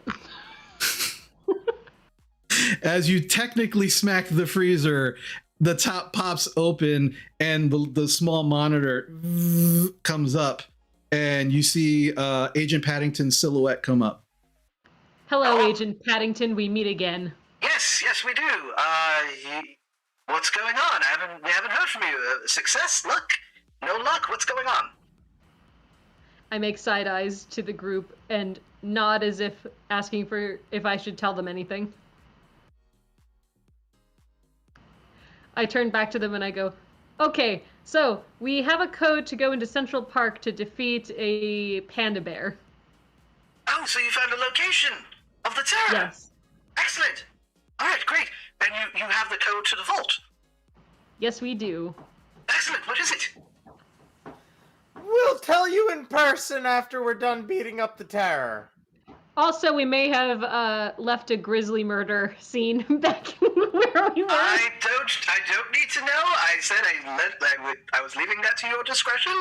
No witnesses, one way or the other. That's fine. It's in the trash can. I don't need to know. The murder was very discreet. All right. As long as you were discreet about the murder, that's fine. That's perfectly fine. But no, the code is important. If you should fail, we'll give it to you in person when we beat the terror. Don't worry. But that's what I'm saying. I look at my walkie-talkie and I press it repeatedly, and it just go, "Oh wait, you're breaking up." Wait, what? What? Come in. And then I press the thing to turn it off, and it lowers, and the freezer closes. And I turn around and I go. And I turn back and I go. Perfect. That's perfect. All right. I can't believe that worked. All right. So as you're driving towards the Central Park Zoo at this point in time, it's gonna take you a while because you are in Westchester. So by the time you actually are gonna get there, the sun is gonna be going down. The actual zoo itself will most likely be closed. You do remember that at most of your zoos, that sundown was usually the time that the zoo closed. It's okay. We drive through the gate. I'm also driving on sidewalks to get there and like down back alleys and stuff. Because I don't know what a road is. I'm just driving and getting around cars. All right. So Buttercup, I need you to roll me for criminal because you are basically being the escape driver. So this should be interesting. That's a 3. That's actually a success. All right. So yeah, without issue, you are. Thankfully, people are like dodging out of the way, and it's odd, New Yorkers this seems to be normal for these humans here in New York, to kind of dodge traffic and shit. So you are able to make some good time, but it's still sundown by the time you get to the Central Park Zoo. How are you planning to get in? Are you going to follow Beef's suggestion and slam through the front gates, or what's the plan? Well, Beef and I could we could climb over. Maybe there's, I mean, we're bears, most of us anyway. We could climb over. I can climb things, and so can you. That's right, we're good at that, but maybe we can find a good place, because we're so good at it, we can find a place for the others to also climb over, and then we're in. Hear You me can out, hear throw me out. me. I can climb Or we over. could throw the little one, yeah. Just Well, that's what I was yeet the thinking. rod over the fence. I'll just climb up. I'll climb over, go to the bottom, and then you can throw them, and I'll catch them. I like this plan. I mean, they can also dig under, right? You guys are good at digging. That's a thing you can do. I wouldn't know. Yeah. Aren't you a honey badger? Can't you dig too? No, you're She's not. Wait a grizzly minute. bear. I'm No, a no. grizzly bear. Oh, that's right. Sorry. With all that long hair, it's kind of hard to distingush anymore who's a bear and who's not. I'm not what's that supposed to mean? Buttercup over the fence. Let's see. Oh, that's I a think lot. we can throw Buttercup through a fence. That's a lot of bear. Maybe y'all could climb over and open the fence. Oh, we But that's could less try that. fun. Yeah, we could. Yeah. I mean, there's a reason you're the brains, King Al. I'm always the brains, obviously, as royalty. Everyone should listen to everything I say all the time. Somebody mind peeling and feeding me grapes while I lie here? I do mind. So, I mind heavily, actually. we're not going to do that. I'm going to throw you over the fence Refuse. when the time comes, Your Majesty. I mean, The think of it proletariat this way, should rise. the one nice thing is it's a zoo. They're not going to be surprised to see us in the zoo, because that's what they our folk are often found there. We'll just blend right in. All right. Well, let's climb over, open the thing, and we'll all go in. All right. Fine. All right. So you jump the curb, and you just kind of like, just like, you spin at on a dime and hit So the brake. gracefully. But as you hit the curb, it does activate the spinning bear head on the top of the ice cream truck. And so as you're all climbing out, you are moving towards the gate to the sound of and it is absolutely appropriate. As you approach the gate, these large black wrought iron gates, honey badgers, you look down and realize digging is probably going to be a problem as the ground is actually cobblestone and cement. But you do also realize, honey badgers, that you could easily, both of you, squeeze through the bars, as you are much smaller than your larger bear compatriots. I'm gonna squeeze in first and then help King Al through, as it might be a little, even though he's smaller, he's still a little pudgy. Yeah, his gut is He's going to be a little chunky. problematic. Yeah. He's Quickly, fetch the royal butter! I can't fit through fully without the royal butter! Is there a shoehorn in the van there? What I do in response to that is, don't worry, I got this, and I just start licking his belly. Yeah. Yeah. I'm gonna push him through. It takes a minute, and there is a loud popping sound, but I he saw does. things I shouldn't have seen. But he does make it through. So Callista and Al, you are on the other side of the fence, while the rest of your larger bear compatriots are just kind of standing there staring at you. What's the plan, big bears? I think we're climbing it. Okay. I decide to climb it. All right. So what about you, Buttercup? You gonna climb too? I was thinking maybe just like manhandle it and trying to like force it open with my bear strength. Okay. So Virgil and Beef, you both will roll with advantage. 2d6, because that's your climbing's your thing. Take the lowest one. 2 and 3 successes. You guys are doing great tonight. Yeah, so you are able to kind of both of you climb over and then just kind of jump down. I need you, Buttercup, to roll me. This is also Virgil and Beef take one point from criminal and put it into bear. Yeah. Um, I'm at 5 bear at the moment, so I'm like starting to want to just like run off somewhere and hide. So I start like, you remember back when we was driving here and we were looking at the map and you pointed out for us where the bear house is, like where the pandas are, so we know exactly how to navigate our way through it, right? Yes, I of course remember that entirely. Thank God. That was when I was Flashback. covered in honey badger supermodels massaging me, right? Yeah, that happened too. Sure. Yeah. Yep. Yeah. What does a bear supermodel look like? I have to know. It's a honey badger in a bikini. Oh my god. So yeah, Virgil, for the flashback, you can take 1 point from bear and now put it into criminal. Okay. All right. So now Buttercup, what'd you get for your ripping the fence apart roll? I'm gonna roll it right now. I only have 2 points in bear, so let's see how this goes. Okay. That's a 6. Yeah. So you want to put 1 point from bear into criminal for your failure. Honey, guys. Yeah, you're getting close to being a super master criminal there. But yeah, you're just like You criminal. you're bending the bars, but unfortunately they're not wide enough for you to get through. Buttercup, do you want me to climb over and yeet you over instead?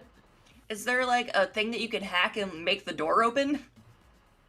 There is there is a small punch, like a punch button lock on the gate. 3841. I click 3841 on it. It unlocks. Haha, neat. Yeah. That must be the number they use for everything. Humans are stupid. Oh my so god, it's fucking like my stupid. parents. They use the same number password for everything. Think of all the luggage we can open now. All right, so Buttercup, you are now able to get inside as the gate pops open. And as you are making your way through, all of you, your bare senses begin to smell this very faint but potent honey smell. Unlike any honey smell that you have ever smelled. It is delicious. It is fragrant. The smell alone is making all of your mouths water. And you begin to make your way through the zoo. You watch as a number of animals and other cages come to the cage and they're just kind of staring at all of you out of curiosity. They're just like talking to each other, but not talking directly to you. Oi, what you looking at? One of the monkeys goes, I see someone who's going to be in a cage soon. I'll be in there with you and I'm going to eat you, you little bugger. Now, Give him the weird mix shit. where's the honey? You see him shit into his hand and chuck it at you. I also take a dump and I throw it at him. He misses you, but Beef, your aim is spot on and splat in the monkey's face. And it's like, and just runs off and further deeper into his cage. Oh my lord, for such a petite bear, that dump was the size of the monkey. I take great pride in my dumps. Thank you. As you are complimenting each other on your dumps, the smell of this honey is rather insistent, and you begin following it, and you make your way to a door that is interestingly already unlocked. And as you make your way down into what seem to be the bowels of the Central Park Zoo. Oh, don't say bowels. You trying to say something? The smell is now ever present all around you, everywhere. Which smell? The dump smell or the honey smell? Oh, the honey. I threw it at a fucking monkey. Yeah. It's nowhere near you. Oh no, the honey smell is overpowering every other smell. It smells so good. Until you find yourself in front of this large black door. The lights that have got, basically it's been lit all the way down. Most of the area looks like concrete, painted with this kind of like almost hospital green color, but this large ominous black door, whatever this honey smell is behind this door. Beef, open the door. I waddle over, and with my long claw, I type Use the other in. hand. I am using the other hand. 3841. You go to the little pad, 3841. Click, pops open. Door opens. Humans really are stupid. As the door opens, you see in this actual like large room, it looks almost like a storage room of some type. There are many boxes and crates along the edges of these boxes, but directly in the center of this room, you see this massive panda just hovering over this large metal box, and he seems like he's trying to pull open and rip open this box to no avail. You can see scratch marks all over the sides of this metal box, but it doesn't seem to have any luck. And as you enter, he looks up. And as he looks up, he is wearing this large metal orange face mask. And he looks up and he begins talking.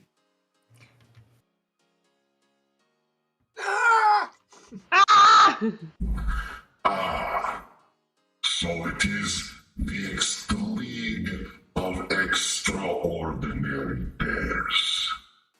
It is a pleasure to finally meet you. Name pending! Well, I will tell you this. Very much I have wanted to meet you. Your skills are legendary. In fact, I think you should meet some of my friends.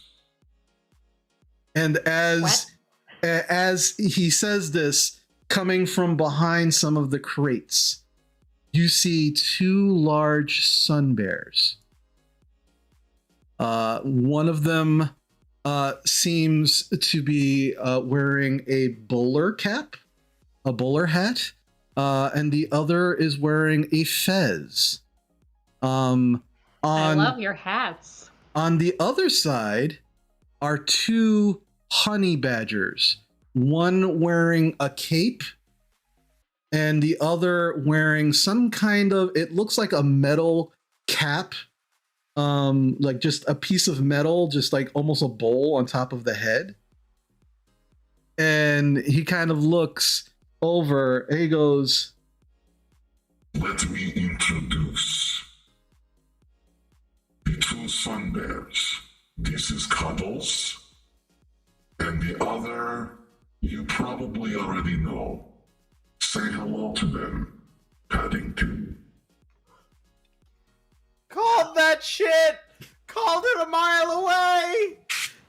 You were so right, You King did. Al. You betrayer.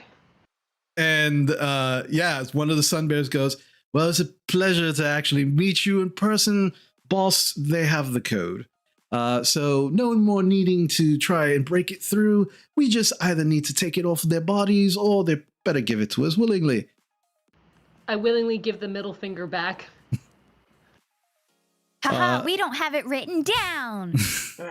Joke's on you! We're too lazy to write shit down. Right, I'm going to see now. Order your two subjects to serve you instead, right? I agree! I would very much like to use my Terrify for my Grizzly. Okay, well, hold on a second. So the terror also, like, he points over to the two honey badgers. These are my personal friends Connie and Xena. They will be taking the cold off of your dead bodies. So Buttercup, you said you wanted to use your Terrify? The only dead body here is going to be you. And what was his actual, like, real first name, Chris? Oh, the Terror? Yeah. Horatio. The only dead body here is going to be you, Horatio. And I want to use my Terrify. Okay, so yeah, roll 2d6 and use the lowest. I only have one in bear, so let's see. Oh boy. Haha, I rolled a 1. Nice, a success. Oh. So take one out of criminal and roll it in and put it into bear. And as you say this, the Terror just like kind of like steps back slightly. I'm on my hind legs, by the way, so I'm like really big and imposing. How do you know my name? And it's at this point where the two sun bears and the honey badgers rush at all of you to attack. So this is all going to be theater of the mind. I'm going to hit you all one at a time to see what you want to do. And just to remind you, there's the two sun bears, Cuddles and Paddington, and then the honey badger, Xena, and Connie. Connie. Xena and Connie. All right. So if you are going to attack them or you're going to do something to them, let me know what you want to do. Also, the Terror is actually now terrified of Buttercup, is backing slightly up away, but the hive vault is sitting right in the middle of the room on a pallet. All right. So that's happening. Virgil, you're up. What do you want to do? Is there any way to climb up a little bit and then fall on the honey badgers and crush them underneath my bulk? Yeah, you can. Bear? My idea. Yeah, you can actually climb on the boxes and crates that are in here and jump down on them if you I will want. attempt to climb up there to like quickly and just land on them, at least one of them, and Freaking body slam them. yeah, just right, body slam the very tiny creatures to take them out of the fight. Roll 2d6, roll for bear. I love how you went to drop bear, John. Full on drop bear. Got a 1. A 1, nice. All right, success. So just quickly, you all watch Virgil just climb up some of these boxes and then not even turn around, just fall backwards and twist as he's falling, and then wham! You fall on both honey badgers. One of the honey badgers, there's a loud crack. You broke something. But the other one is now like you should rethink your choices in life, mate. Yeah. One of them is not moving. The other one is just gasping for breath. You fucking killed one! All right. Callista, you're up. What do you want to do? I want to use my Carnage skill and go after Cuddles, the sun bear, and try to scratch his eyes out. Okay, excellent. Roll for bear. And since you're using Carnage, 2d6, roll the lower. This is a no holds barred fight. Nice. I got a 1 as well. All right. Yeah. So you go up to Cuddles and you slash up along Cuddles' leg, just ripping fur, muscle and flesh off of the leg as Cuddles just looks down and goes, and is just like freaking out at the sight of his own blood. I respond with,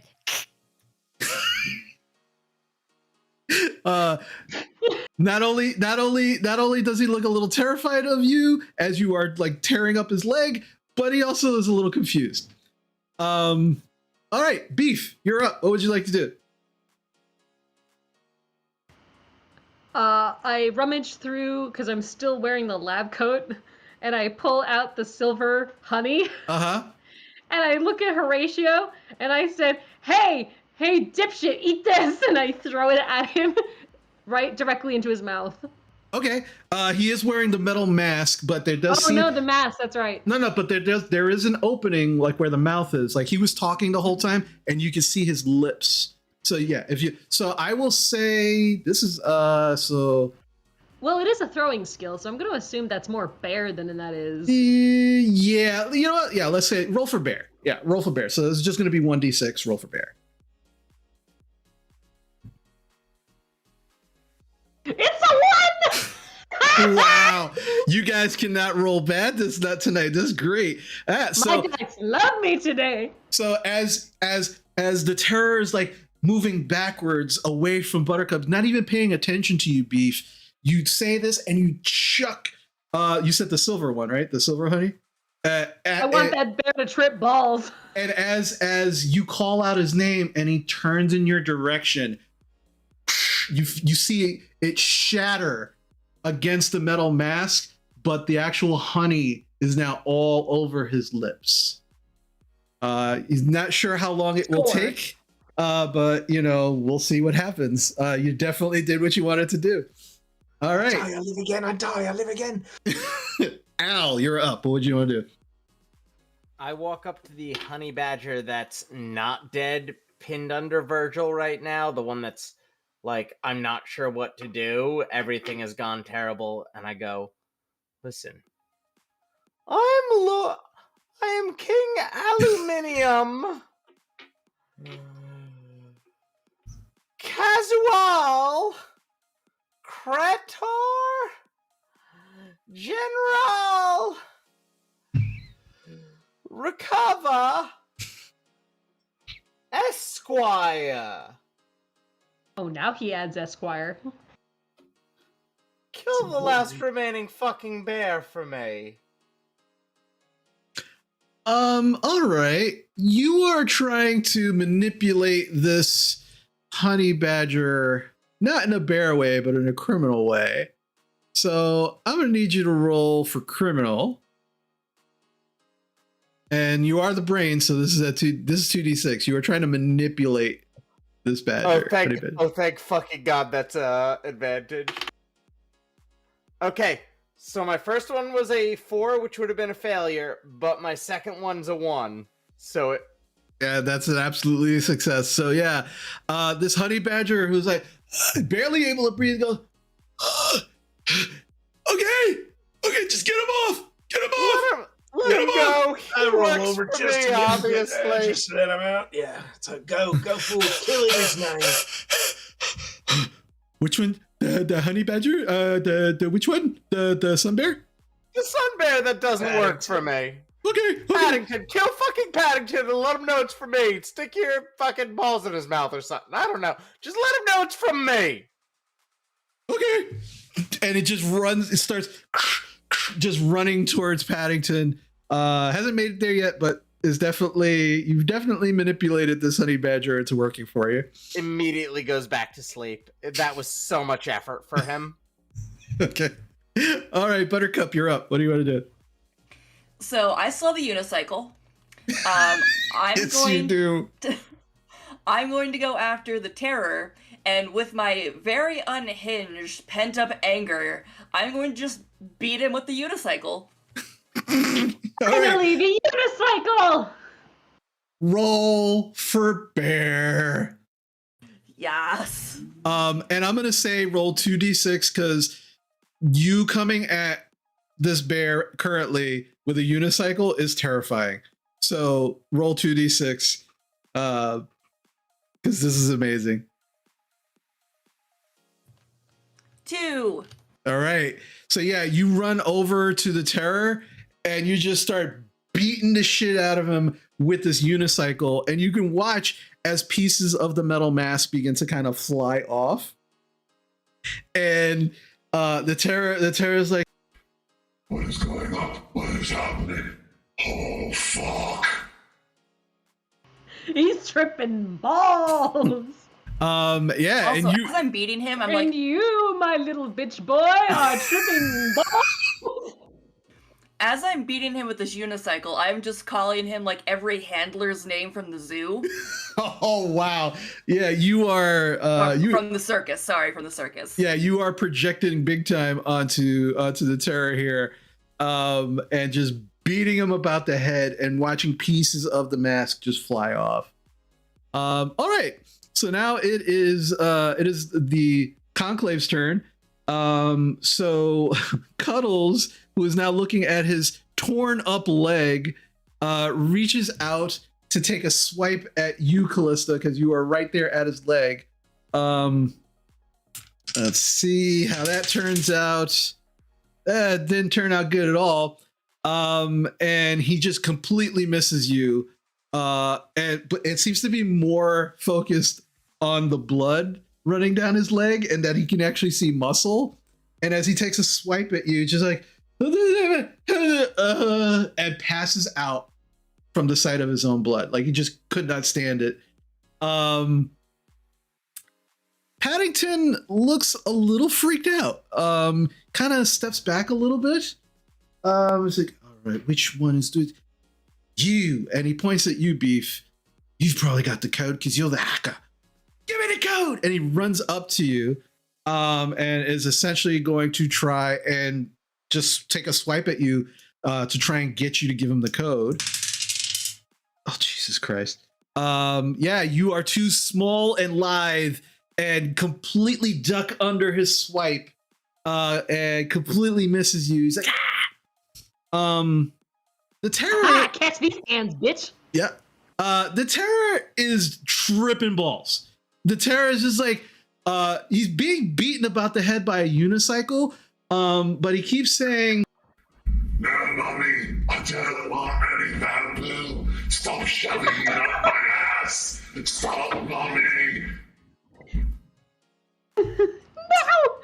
No. And is not putting up much of a fight with you, Buttercup. Is just completely tripping. Thinks you're someone else. Something else is happening to him in this moment. Yeah, at this point, at this point in time, you watch as the actual vault, the hive vault, begins to kind of rock back and forth on the pallet. That's it. All right, we'll come back to Virgil. Virgil. That's Wait, all it is. what about the honey badger that Oh, that's right. Yeah, he's running up onto Paddington, who is now engaged with Beef.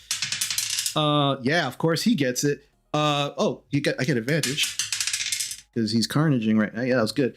Yeah, and he begins tearing at Paddington's ass. Like he's just like, and Beef, Paddington is standing in front of you, and then you just watch his eyes go, and his long ass tongue just comes out, and just like grabbing on his ass, and his hands come back bloodied. And I'm just like, sir, at least ask me on a date first. And he's getting torn up by Connie. Xena was the one that got killed. But Connie is just tearing that ass up. And yeah, at this point in time, as I said, it's rocking, the high vault is starting to rock back and forth. Virgil, you are up. What would you like to do? I'm gonna steal the crate and run away and start like pick it up and just like, Okay, yeah. leave. So it's like even like Yeah. warm honey and You pick up the crate and you start making your way towards the door, running out. Nobody's stopping you because everybody's engaged in other crazy shit right now. But yeah, you pick it up, you grab it, you start making your way towards the door. come on, lads. I got it. Yeah. So, all right. Callista, you're up. What would you like to do? Cuddles is passed out on the floor in front of you. Passed out. Okay. What King Al is sleeping? Yep. I am going to pull him on my back and run towards Virgil. Okay. All right, so you're running with Virgil. Perfect. Beef, what are you doing? I also run with the group, but not before I look at Paddington and I shove the red growth serum into his mouth and run away. Yeah, you don't even have to roll because his tongue is out. Like it's right there. You're just like, eh. Just sprinkle it on there like ketchup. And as you start running away, you just watch the hair just starts growing. Al, you are on Callista's back. Is there anything you want to do in this moment? Al? That man's asleep. Al's asleep. Okay. Al is currently past. Wow, there was a weird delay there. I'm sorry. Yeah, no problem. Al is currently passed out, just like riding on Callista's back and flipping off any of the. Well, there's only one bear left that can actually pay attention. Flipping off the sun bear that is being eaten by the remaining honey badger. Gotcha. All right. Buttercup, you are currently beating the shit out of the terror with your unicycle. What would you like to do? Would you like to continue, or yeah, she is in a blind rage right now. She is just unhinged, going to town on this guy. Okay. So here's what happens, folks. As Buttercup is beating the ever-loving snot out of the terror currently, the terror is now blubbering and crying. Most of the metal mask is gone. And you can see underneath just the face is just completely like mangled and torn up and scratched up. Not from what you're doing, but from his previous feeding frenzy accident that he had at the laboratory. And as you come up with the unicycle one last time and smash it against his head, you watch his eyes roll back in the back of his head as he goes, "I'm sorry, mommy," and then just kind of like falls over. He's still breathing, but barely. But he's completely out for the count. He's just unconscious, out for the count. And Buttercup, you turn around and you watch the rest of your party just kind of making their way out with the door. Anybody who's turning around to kind of like see what the hell's going on. The other honey badger has made short work of Paddington's ass. And Paddington is now his actual ass. Yeah, his actual ass. He's bleeding out on the ground, not while moving. Growing hair. Yeah, and the hair is just like, it's not stopping. It is not stopping. Like, it's just growing. It's looking, at first it looks almost like a bear rug. And then like even the bloody mess that is his the chopped meat ass that he has is just kind of, the hair just grows over it. And eventually the honey badger just kind of freaks out and just like stops and like backs up as Paddington is no longer moving, but the hair continues to grow. Cuddles is not moving. Xena is dead from a broken back. Yeah, since Virgil, bear dropped on her. But now you are all in the hallway with this vault, this high vault, which is and Virgil, you're feeling it in your arms, just kind of like shaking and rocking. It's trying to get out. Something in there's trying to get out. And you can hear really mad in there. What do you want to do? I mean, I was going to take it to the ice cream truck and we'd make off with it, but I think it's going to be either break out or it's going to, this thing might attack us. I don't know what's even in here. Should we just let it out? Oh, yes, your high mightiness. Everyone we're worried about is either dead or so stoned that they don't even know where they are. If there's something buzzing in there, you all can deal with it. You can make it happy. You can make friends with it, and we'll all get the honey as a result. My guess is it's a fucking space bee. Space honey. Space honey. Yeah. All right. Yeah. So I will set it once we're out in the open again. I set it down. Okay. Yeah. You guys run up the stairs. You make your way out into kind of like the courtyard area. And again, there's no zookeepers. There's no one around. It is nighttime at this point. And now you have this vault with a padlock, a number padlock on it. It's kind of rocking back and forth and buzzing. Open it. Okay. Well, I'll. 3841. Yep. As you do, the box opens and you watch as this kind of smoke begins to come out. And as the sides fall open, there is this beautiful marble hive. Ooh. And you now see this swarm of bees encircling this marble hive, and as they kind of swirl, you can hear them buzzing, and you can hear them all, thank you, thank you, thank you. And then as they finish swarming and actually retreat back into the hive, there is one bee larger than the rest on the top. And you can see a tiny little crown, and she's holding a little scepter in her hand. And as you approach, she slightly bows to all of you, and she begins talking to you. Thank you so much for helping myself and my hive. You bears somehow are our heroes, and for that you shall be compensated wonderfully. Our hive is your hive.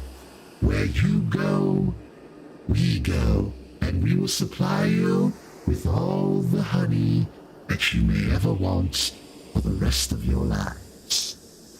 We'll gladly take it if you never talk to us. Very well. Just for yourself. That was beautiful. To the ice cream truck. Ice cream truck. Ice cream truck. The queen queen just bows and then goes into the hive with the rest. You pick up the marble hive, take it to your ice cream truck, and you now seemingly have actually become League of Extraordinary Bears.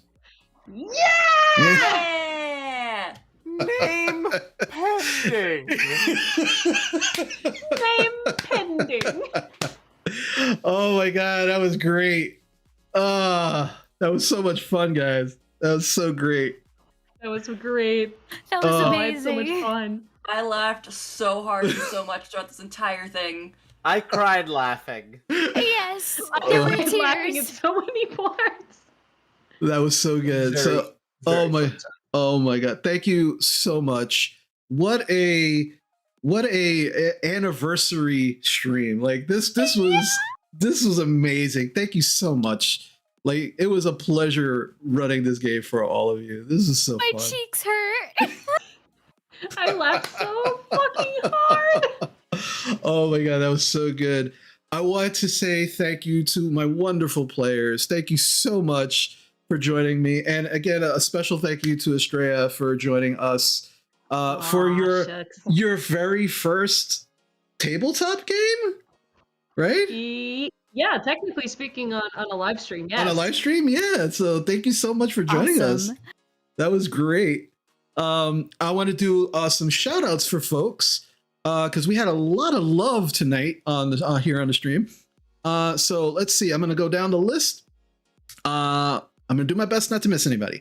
Retrebecca, thank you so much for the follow. We appreciate that. Nia Annette, also, thank you so much for the follow. Appreciate that too.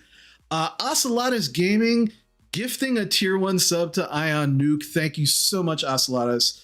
For those who are not familiar with Ocelotus Gaming, huge supporter of the streaming community and the things that we do. Thank you so much for the gift sub. Merlin the Dragoon, thank you for the follow as well. SCP Wagner, thank you for the follow. Appreciate that. V for Revolution, thank you for the follow as well. Mermaid Ashy 11, thank you for the follow also. Grant Wilson, our wonderful, wonderful friend who actually created our new players and creators logo. Thank you for the resub for 8 months straight. Thank you so much, Grant. Appreciate you. Ty Dynamite also, thank you for the resub. 12-month streak. Holy shit, a whole year, Ty. Thank you. Wow, that's awesome. Fancy Dweebo, thank you for the follow. Mama Luck, follow. Thank you for the follow. I love all these names. Aria Writer, thank you for the follow as well. Oh, Brightline coming in with the raid. Thank you so much. Big fat raid from Brightline. Thank you so much. Appreciate you. Humphrey Wendell Wickham, thank you so much for the follow. That is a majestic name. Wickham. That is a majestic name. I love that name. Mama Shady, my beautiful wife, and also one of my amazing mods. Thank you for gifting a tier 1 sub to Alepi Relly. I hope I said that right. Alepi Relly, enjoy the gift sub. T for Tinka, thank you for the follow as well. And Morgan's Grace, thank you as well for the follow. A lot of love tonight here, folks. We appreciate so much all the support, all of the watching, all of the follows. Thank you so much. We really, really appreciate it. Appreciate you just sticking around with us. And as I said before, if you like this is our one shot. We do have our long-term D&D campaigns. Wednesdays is normally Tyranny of Dragons, which most of these folks you can see on John, Matt, and Jane. On Thursdays we have our Wildmount campaign where you can actually see Lady Poopsie. And don't forget that you can see amazing TikTok content from Estrella. Lots of people can do the rubber face stuff really well. She does an amazing. It's my one talent. Please support me. But yeah, thank you so much to everybody for my players, for all of you who are watching. We really do appreciate and love you for the support. Thank you again. We don't leave right away. As we end our stream, we always raid someone who is not only a great streamer, but a great person, someone who has shown support and that we try to show support back to. So when we raid, if you're not following that person already, please throw them a follow. If you're so inclined, please say hello and chat to them. Just give them some support and show them some love like you showed us this evening. We really appreciate it. Like to show, and not only do we like to show love, we like to share the love as well. So remember, please be kind to yourself. Please be kind to others. And hopefully we'll see you again next time. So take care. We love you very much. Bye-bye. Bye-bye.